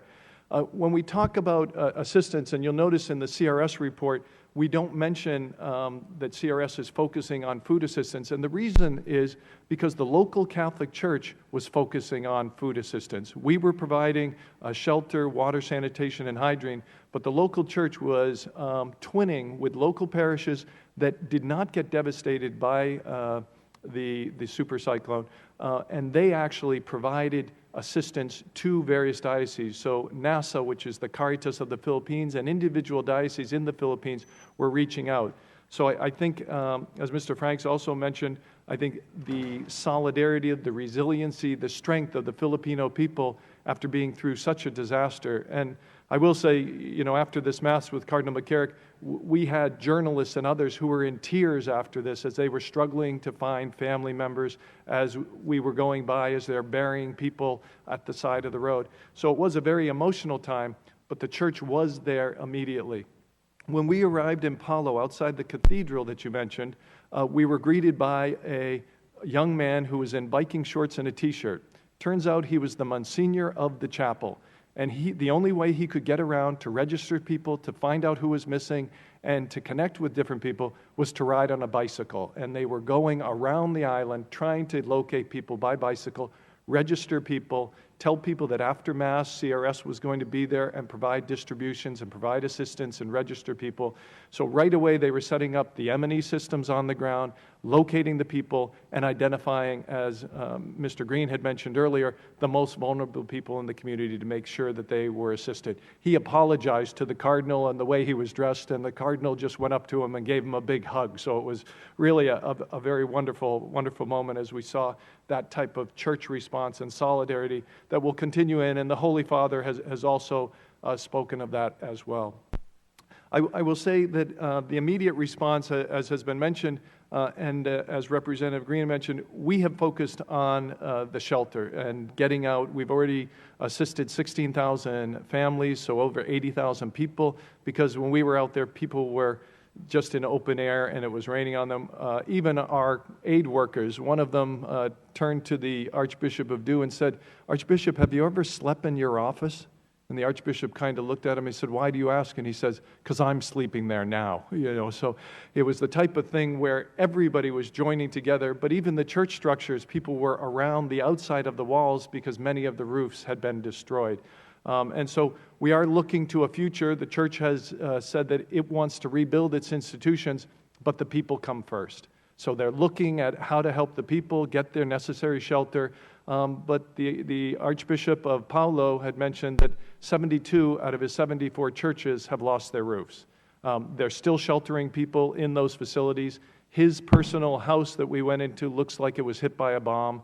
The floors are slanted now. Everything is completely ruined. But he wasn't there trying to recover his possessions. He was getting assistance and aid out there. So the church has been very strong there. You've also talked about the issue of protection. We have been focused on sheltering in place. And the reason why we're focusing on sheltering in place is, one, the design that we have is using these very solid tarps for protection, but also the recovery of debris so that they can use that in the rebuilding of their homes. The sheltering in place is another way that we find of providing protection for people, particularly women, children, and the elderly, so that they aren't transited to a camp where they might be more vulnerable. So sheltering in the locations where they're part of the community, where the church can continue to keep touch with them, where they come back and forth to the church. So we're seeing that as one way in particularly Palo and Tacloban as preventing some of the issues of trafficking and violence against children and women. We're also working closely with the local government, the Department of Social Welfare, in those areas to make sure that those people stay safe. Our second focus area has been water and sanitation, and so we've been looking at WASH. We've got bladders out in communities that don't have access. We've been accessing and trying to provide greater access to the water facility in Paulo, which is chlorinated. Our water engineers even say probably over-chlorinated at this time, but like those cloud fogging trucks, it's probably better to have a little over-chlorination because people can't clean it. In the WASH area, though, we're also focusing on protection there in that we're separating facilities for men and women. We found this in Haiti in the camps as well, that we needed to make sure that there was a separation between shower facilities and bathroom facilities for men and women and children so that they were protected at that time, that we have adequate lighting, which has been a problem in those areas, but we've been providing hygiene kits to people so that the women can have flashlights, and are organizing a buddy system so that individuals don't go alone and are in open air defecation, but are in areas that they can be somewhat protected. We have received some cash for work and cleaning debris in various areas, and then trying to reuse debris and also the coconut trees that have been knocked down. It's a key area that we're looking at for rebuilding and for preventing epidemics, as Nancy Lindbergh mentioned earlier. In addition to that, we are looking for the longer term, and I'll just follow up quickly on that. As we look at the longer term, we are really looking once again at shelter for the longer term, building back better as we learned in Haiti, and durable solutions. One of the key problems that we think we're going to run into as this comes down is, again, land titles. Whose property is it? Most of these people have lost everything, and so we're supposing that as we start in this rebuilding process, there's going to be many people that will have no title to the land, that there will be no historical memory, and so that will be a key issue.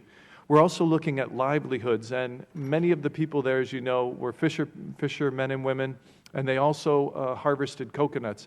50% of the coconut harvest now is completely lost. Those trees take 5 years to rebuild. So we're trying to generate in this emergency phase opportunities for livelihoods with cash for work and other opportunities so that people can regenerate their livelihoods.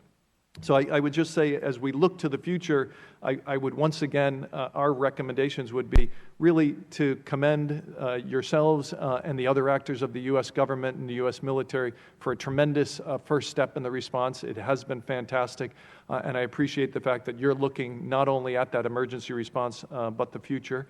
that there continue to be the ongoing funding for the relief.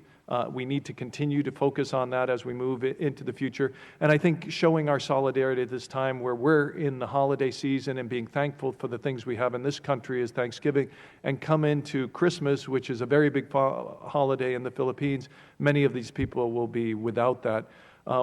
As you rightly said, many people and the children, because there are no schools, have been sent to a very strong family structure network in other areas of the Philippines. There is concern that we have and others have, that is probably more of an opportunity for children and women to either be lost, be trafficked, or exploited. We're looking at ways that the church shares information from one diocese to another of where people are coming and make sure that they're checking in. We do find that education is a key way of protecting children. If you can get children into school, it's a daily mechanism where teachers and outside people can check, are they withdrawing? Are they being fed properly? Do they need other things? So we find the greatest protection is to make sure the schooling is back and that we get these kids back in school. So whether that means they're moving to other family sites or whether we get schools up in Paulo and Tacloban would be key for the future. Also, with the support for recovery phase, again, shelter is going to be a key area. And then we were lucky that the church actors had been trained in disaster risk reduction. They knew once it happened how to go out and register, how to do triage in certain areas. We need to continue those processes as the Philippines continues to be hit by bigger and bigger storms, and we need to focus on building resilience of those communities. I would also propose that we strengthen the emergency response capacity of the local mission. I know Ms. Steele has been very strong on the development aspect, and they've been very supportive of the Bohol reconstruction efforts that have gone on there. But I don't think that they have the team and the staff to respond to a 3 to 5 year effort that's going to be there. And I would say that we look at mechanisms to assist her and her staff in responding over the longer term and in assisting the Filipinos in developing. I will say that, as has been mentioned before, the Filipino community, has been quick to respond. They have been very resilient, a very proud people, and a very caring people. And I think the government now, after maybe a little bit of a slower start, is, winding up and moving forward. So I think with some leadership from the U.S., which I think they would very much welcome, they would be positioned well for the future. Thank you. Ms. Callahan, thank you so very much, and thank you for the tremendous job Catholic Relief Services is doing. We were fully briefed by Joe Curry while we were there, and Donald Riley took us literally around in Tacloban. So we got to see the operation up front and close and was extremely impressed. Mr. Poloski, thank you for your leadership, for briefing us before we left. I've been a great fan of World Vision my entire life. Thank you. I have a written statement, but before this, I just wanted to say thank you. It's been great to see, be part of this. I've never been part of one of these events before, and I'm just amazed to see everybody come together and the cross panel, or however you describe it, just the support across the entire Congress. It's great to see people coming together and saying, this is something we need to focus on, not for just the short term, but for the long term. It's something that I feel very honored to be here today and to discuss, so thank you.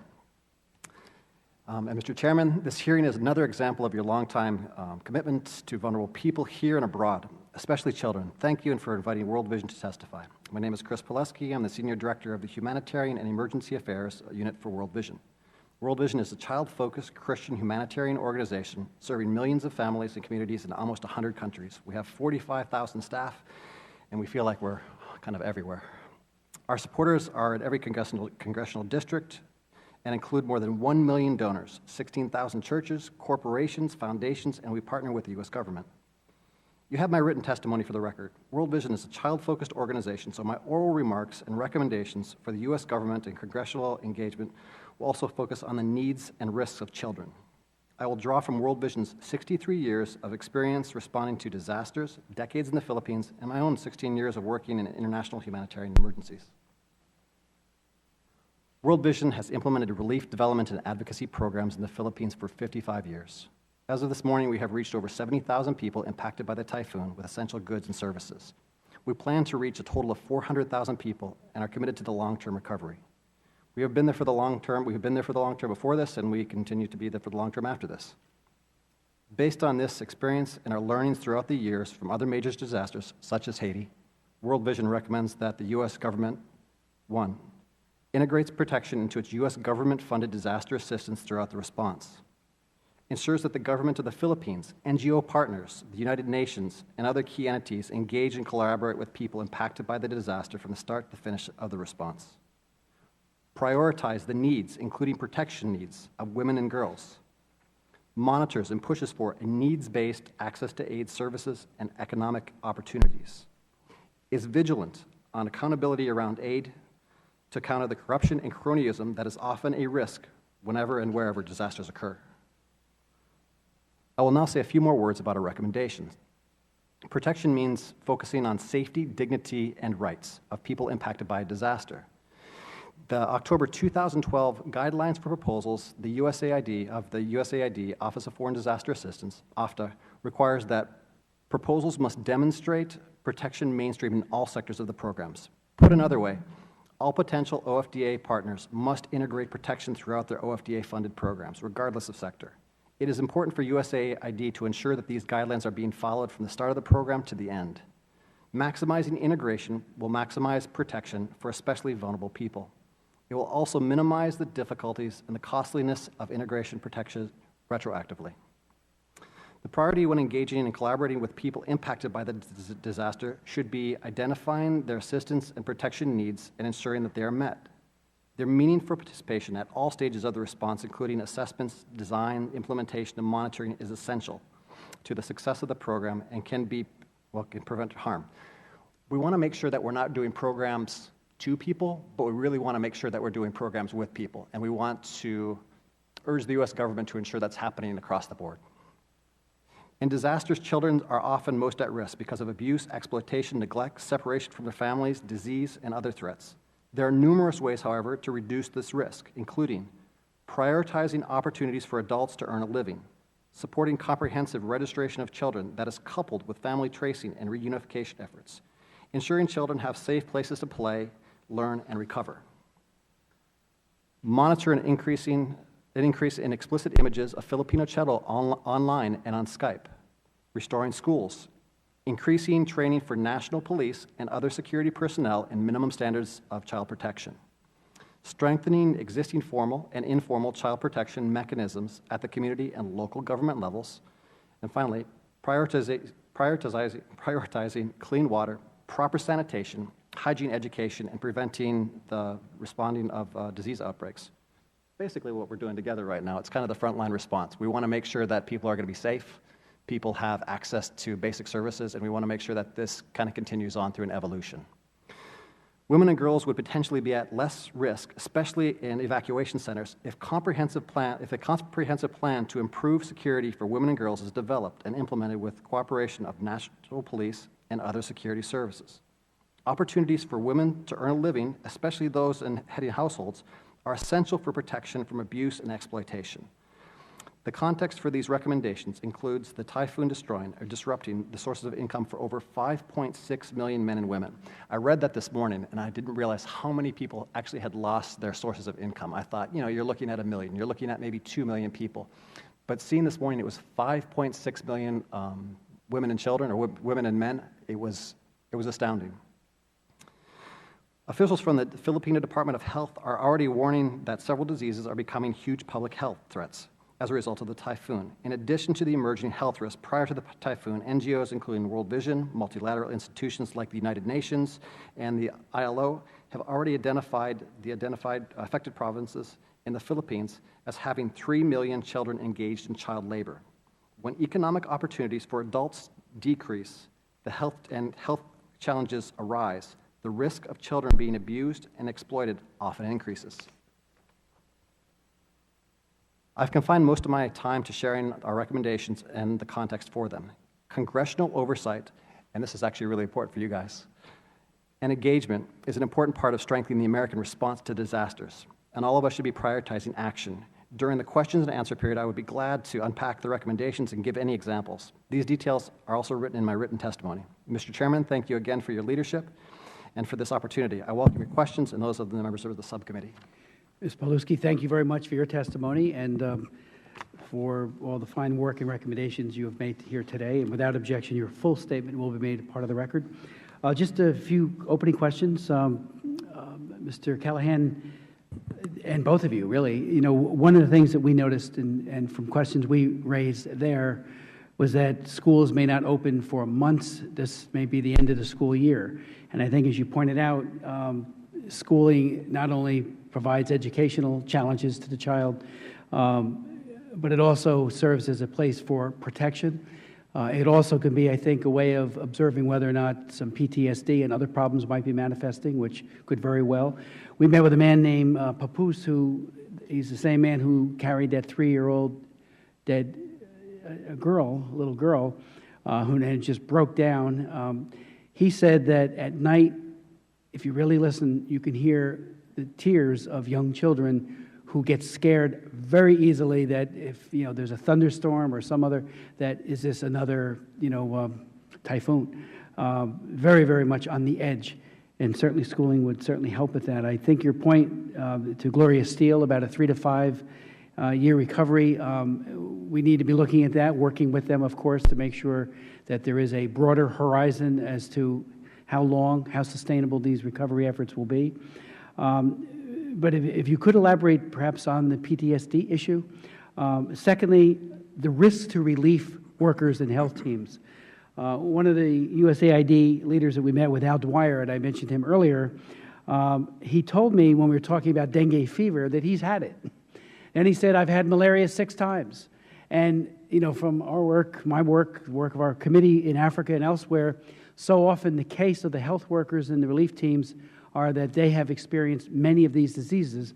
And with a possibility of an epidemic of dengue and others manifesting very shortly, maybe the fogging will work. It does raise questions to their health concerns as well. Not only do they do so much to help others, then they themselves become sick. I'll never forget on a visit to Kama camp in the Darfur. Mr. Simpkins and I met with the camp director, who was shaking and he had malaria. And we said, go lie down. We can talk to somebody else. He says, no, it's my job. I have to do it. I mean, just extraordinary, just courage and on behalf of others. And so I'm worried about the health workers, if you could speak to that. The cash for work, how long, Mr. Callahan, you both might want to answer this, do you envision that occurring? I think your point was well taken about the coconut trees. We saw them bent over, broken everywhere we went.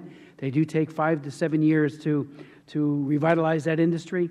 What will the people do? Are there some other viable livelihoods for those, 5.6 million people have lost their livelihoods, as Mr. Pawlowski just said?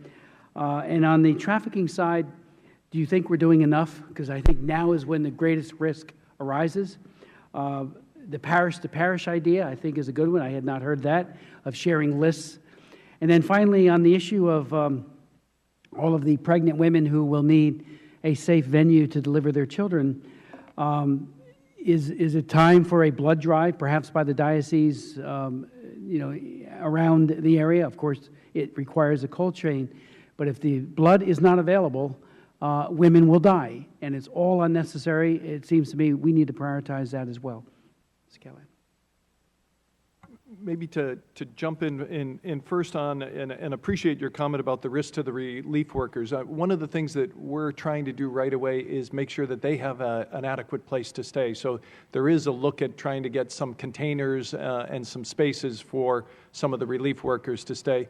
We've been very fortunate that people volunteered to be there during the Thanksgiving holiday season, and we've got the next troop going in to celebrate Christmas in the Philippines. So some people who have been risking themselves and also very generous with their times and showing solidarity with the people there. We do try to rotate staff in and out and take good care, but unfortunately many of us know of staff members who, similar to the situation in Darfur, have died of cerebral malaria and other things. And so it is a continual issue that we continue to monitor, but appreciate your concern there. You also mentioned in the issue of trafficking, are we doing enough? I would say my answer always to that is no. I don't think you can do enough in the trafficking field. One woman, one child that is missing, and we saw this in Haiti. I saw it myself in India when I went to one of the relief sites after earthquakes and super cyclones there, where people came up to me and said, do you want a child? And so We need to continually do more. I think the fact that this committee has raised this issue that you've highlighted, you put a spotlight on it, I think is an opportunity for us to raise the issue. I know Ms. Steele is very interested in this area, and I think that's something that we can highlight once again with her and raise it with the Filipino government. I would also say the issue of the children, two things that we found have been very helpful in both Haiti and in Syria.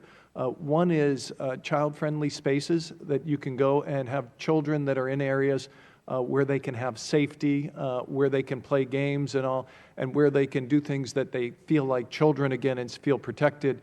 So that's one area where I think that can help.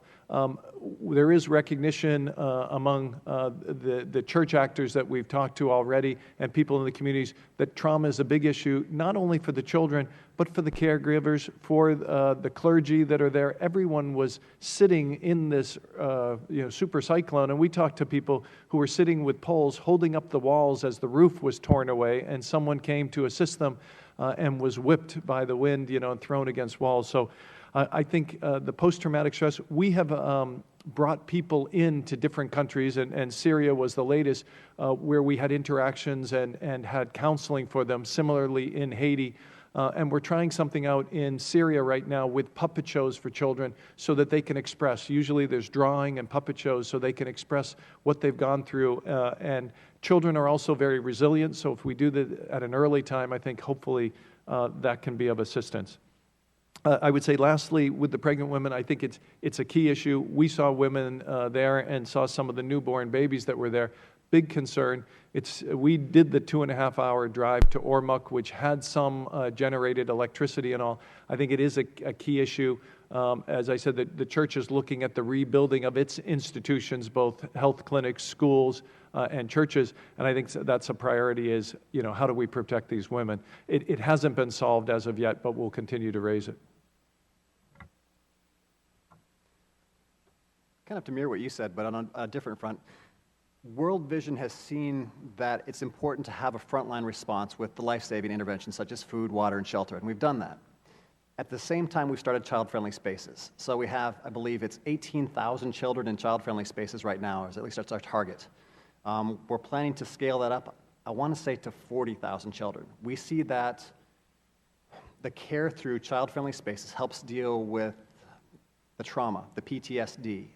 It also helps to keep children safe, but it also helps to convey important messages such as, health messaging, water and sanitation messaging, and we've seen this as one of the key mechanisms for the front line of a response.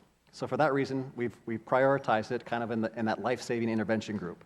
Secondly, the risk for the health team. As a survivor of dengue, I actually experienced dengue in Sri Lanka, so we understand that it's a horrible thing. I just remember shaking and this bone break fever. It hurts. We have prioritized as an organization staff care. So we've done everything from finding appropriate places to live, of course ensuring that at nighttime people have mosquito nets and proper health care. In addition to that, we have a group that we meet with for psychosocial care within our organization just to make sure that our staff is mentally okay. For our frontline responders, we're partnering with Headington Institute, and they give us, we meet with I called it Meeting with the Shrink, once every week. And it was great just to debrief and make sure that everybody was doing okay. As far as Cash for Work goes, we see it as one of the key frontline responses, but also helping people to get back on their feet. So that, yes, it'll help clean off the streets. Yes, it'll help clean up the buildings.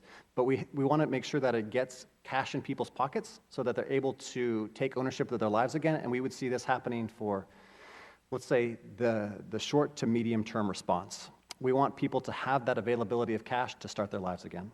And as far as trafficking, I would second my colleague, Mr. Callahan from CRS, is saying, no, we're never doing enough on trafficking. For that reason, World Vision, we came up with some recommendations, and we'd like for, this group here to help urge USAID, to help urge the Filipino government, and also different constituencies in the U.S. government to push for more child protection programming, because we do see trafficking as a problem now. It was a problem before. We've actually been working in the Philippines for a long time on child trafficking, child labor.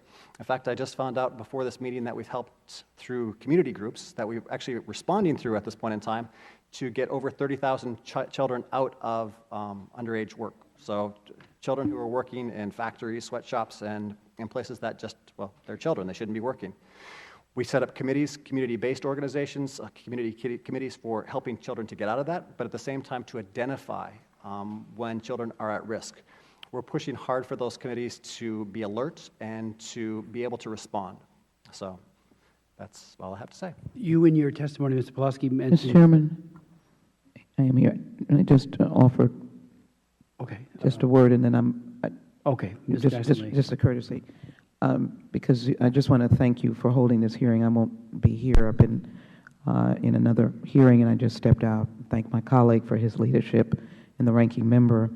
I just want to be able to work with the committee and collaborate with some of the committees that I serve on, and I'll just leave these points on the record, and that is the response of the United States. There was an international response that I know part of it was USAID, the identification of the deceased, the reunification of families, in which I know that may have been raised, and I know the issue of disease has been raised, but specifically raising those questions since the pain of those individuals was clear, and then the continuing support that the United States private sector can give to the Philippines. I thank you for allowing me to place that on the record, and with that, Mr. Chairman, I look forward to working with this committee and offer my deepest sympathy to the people of the Philippines and yield back. Thank you for your courtesy. Thank you very much, Ms. Jackson-Lee.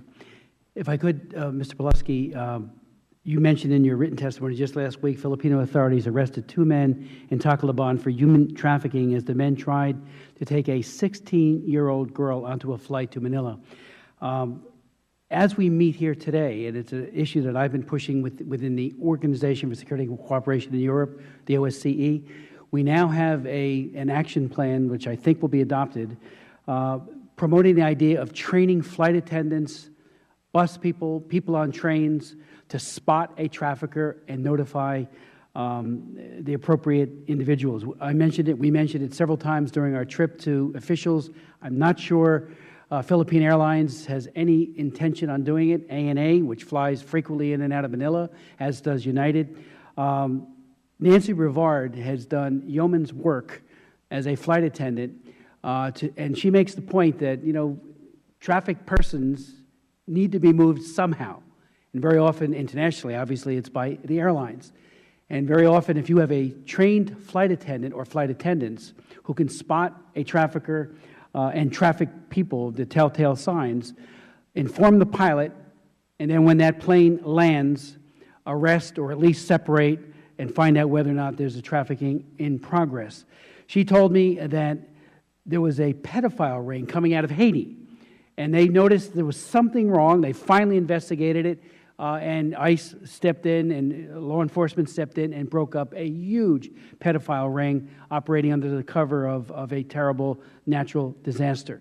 Where it's been done, it is cost-free. It's a matter of training, situational awareness, and it seems to me we need to say with one collective voice, train flight attendants, train all people. You mentioned earlier in your testimonies about how important it is that the police and others be well aware. But this, they've got to move these individuals sometime, somewhere, and they usually use some kind of public transportation. So if you might want to speak to that. And also, because again, I think now is the critical phase when, in a sense, Tacloban was hermetically sealed by the typhoon with only the military coming in with C-130s and the like. It was very hard for traffickers to move anyone. Now the roads and the bridges and the water routes and the air routes are wide open. And now is the time to move in absolute earnestness to mitigate the possibility of young children, women being trafficked, if you might want to respond. First of all, I think it's great that to see the initiative taken and just the pushing to help stop trafficking.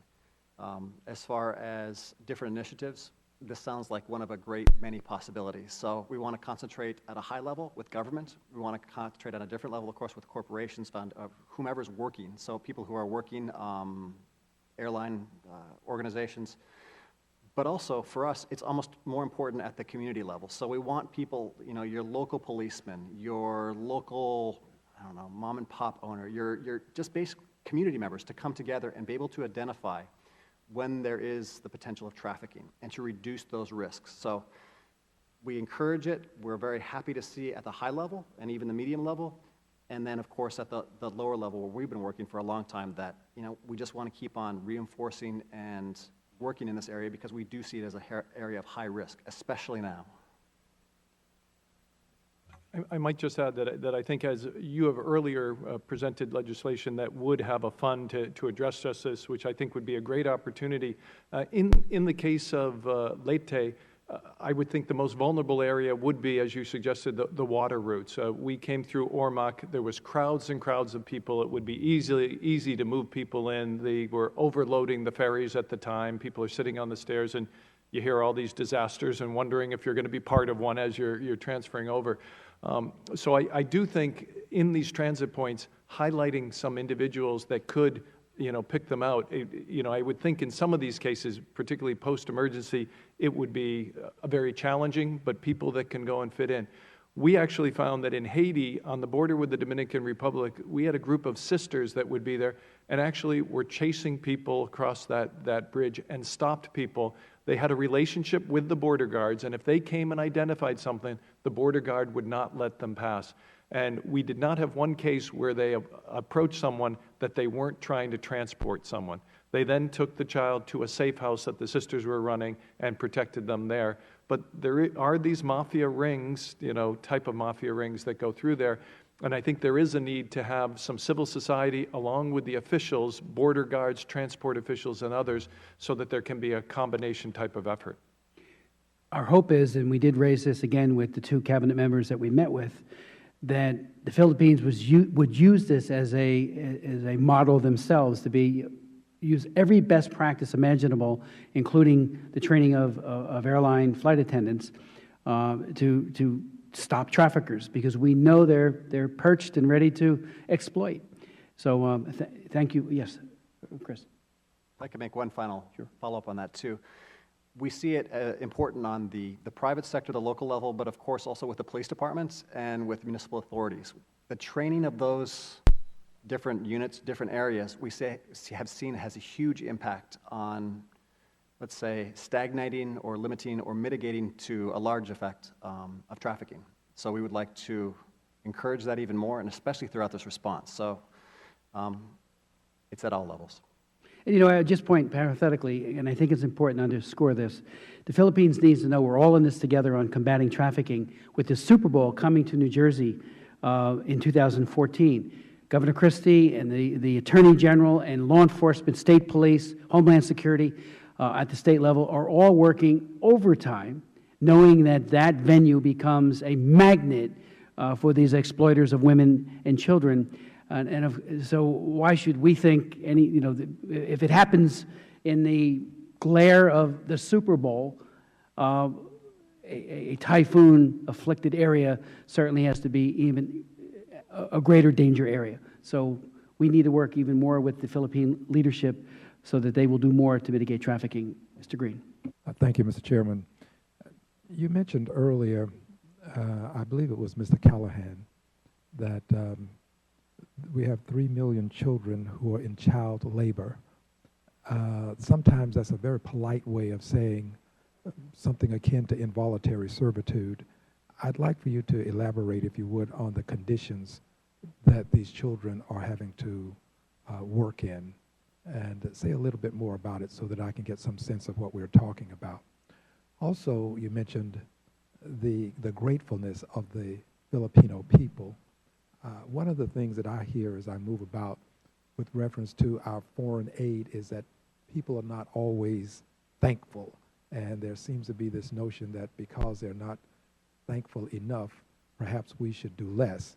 And of course, you and I know that we do it because Dr. King was right. Life is an inescapable network of mutuality tied to a single garment of destiny.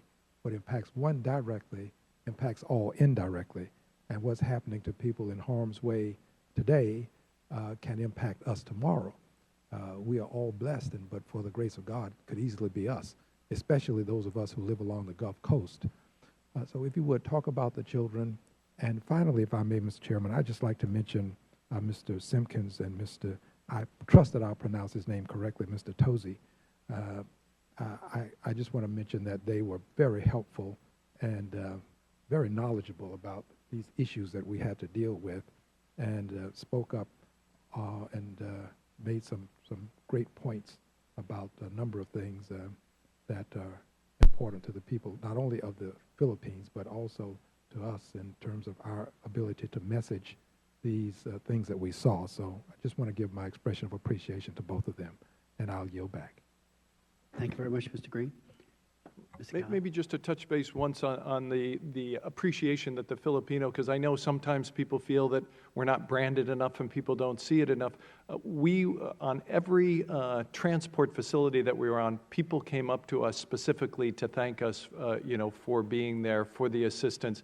Not just when we were in the churches, but even in an airport, some of the people would come up. We even had the opportunity in Cebu. They had a basketball game with their two professional teams to try to raise money for this effort. The two teams happened to be the next morning on the same flight we were flying to Manila on, and each one, as they came by, shook our hands and thanked us for being there and being there to assist them. So the recognition was there. Everyone we talked to did recognize the work of the United States.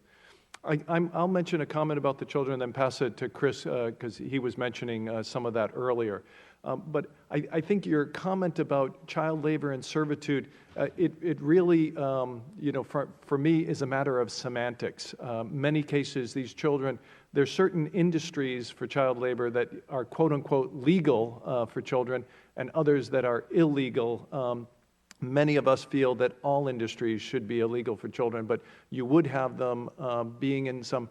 It's one thing if it's a family type of activity, but in many cases it does come more to servitude, that a family takes a loan, their child's going to help work to pay off the loan, and that continues on. And we see that in the Philippines, we see that in Brazil, we see that in African countries, and so the issue of servitude continues to be a big one for us as well. Chris? Thank you. Within the Philippines, we've seen that there are certain industries that children are involved in child labor. There's different, you think of the sweatshops, you think of the garment industry. We've seen in a lot of corporations and a lot of, let's say, I don't want to say corporations, I'll say companies throughout the country that there is child labor. World Vision has a policy where we've been working throughout the country to help eliminate that, and again, it goes down to the local level again. So we've been trying to focus on identifying what are these industries, and actually even stop people from coming in and exploiting people, and not even on the child traffic or the child labor level, but also on the trafficking level. We've seen people come in to the Philippines from the Middle East and other areas around the world to get domestic servants. So they use this as an opportunity, and especially around, I'll say, times of disaster or when people are desperate for work, to come in and say, hey, we have an opportunity for you to work in Dubai, for you to work in Lebanon. And people are desperate, and they're thinking this is a great opportunity. World Vision is working with these local community members and also with the local municipalities, the police departments, to make them aware of, maybe these people are legitimate, but please make sure that they're a legitimate organization and you're not just falling a victim to being a trafficking victim. So we will continue to work in this area, and we'll continue to hopefully highlight some of these challenges, so especially around domestic servitude that we've seen, especially with Filipinos. Just add one point to that. I was recently on a visit to the Balkans and Cyprus and all, and we have found that in the Middle East, we have centers now that some of our local partners have in Lebanon, where they have Somalis, they have Sudanese, they have Sri Lankans, they have all these people that have been trafficked from other areas, including Filipinos, and they're in these centers, and there's the attempt to try to reunify them and bring them back home. An Ethiopian woman that was in Lebanon that we finally got back to Ethiopia and all. So these continue to be areas where, obviously, when they're trafficked or when they're put into this child labor at times, it then becomes into more of a servitude. If they're transported across international lines, once you take their passport, they're afraid they might be arrested then. How did they come here legally? and they're very vulnerable, and you need some type of opportunity, people that they can trust. That typically in our situation, it's gone to local safe houses. They've been rehabilitated there, and then we try to work with the local embassies. But there are these rings that continue to be out there. If I could just follow up on that and piggyback. It actually is interesting. I worked in Lebanon for 2 years before, well, coming to the States, and I was actually seeing some of these programs that World Vision and CRS Caritas are working on together.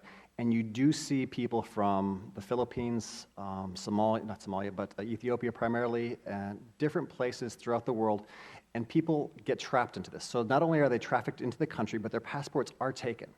If they don't pay back their travel loan, they're not given permission to stay in the country, but they're not given back their passport, so they're arrested.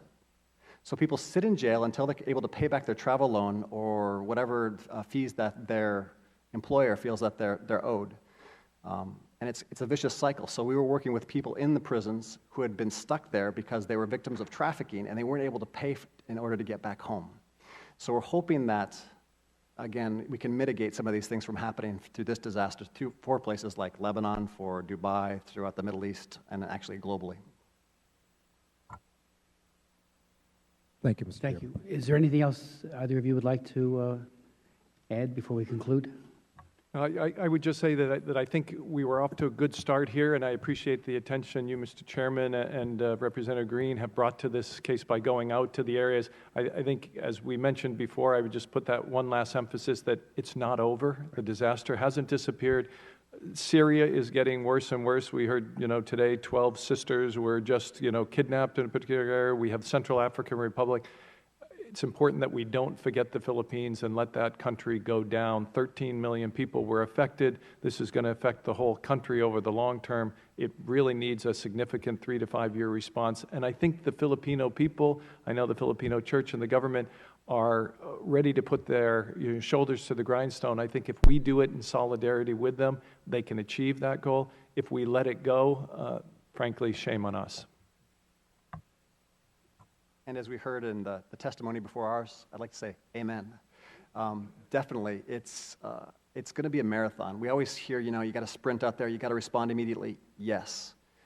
With this many people affected, the scale of the disaster, it's going to be a marathon. So I just would encourage, the U.S. Congress, the U.S. government, and anyone you can talk to keep the eye on the long run. Thank you. Thank you very much. And on that note, the hearing is adjourned, and I thank you, gentlemen, and your organizations for the extraordinarily important work that you do. Thank you. Hearing is adjourned.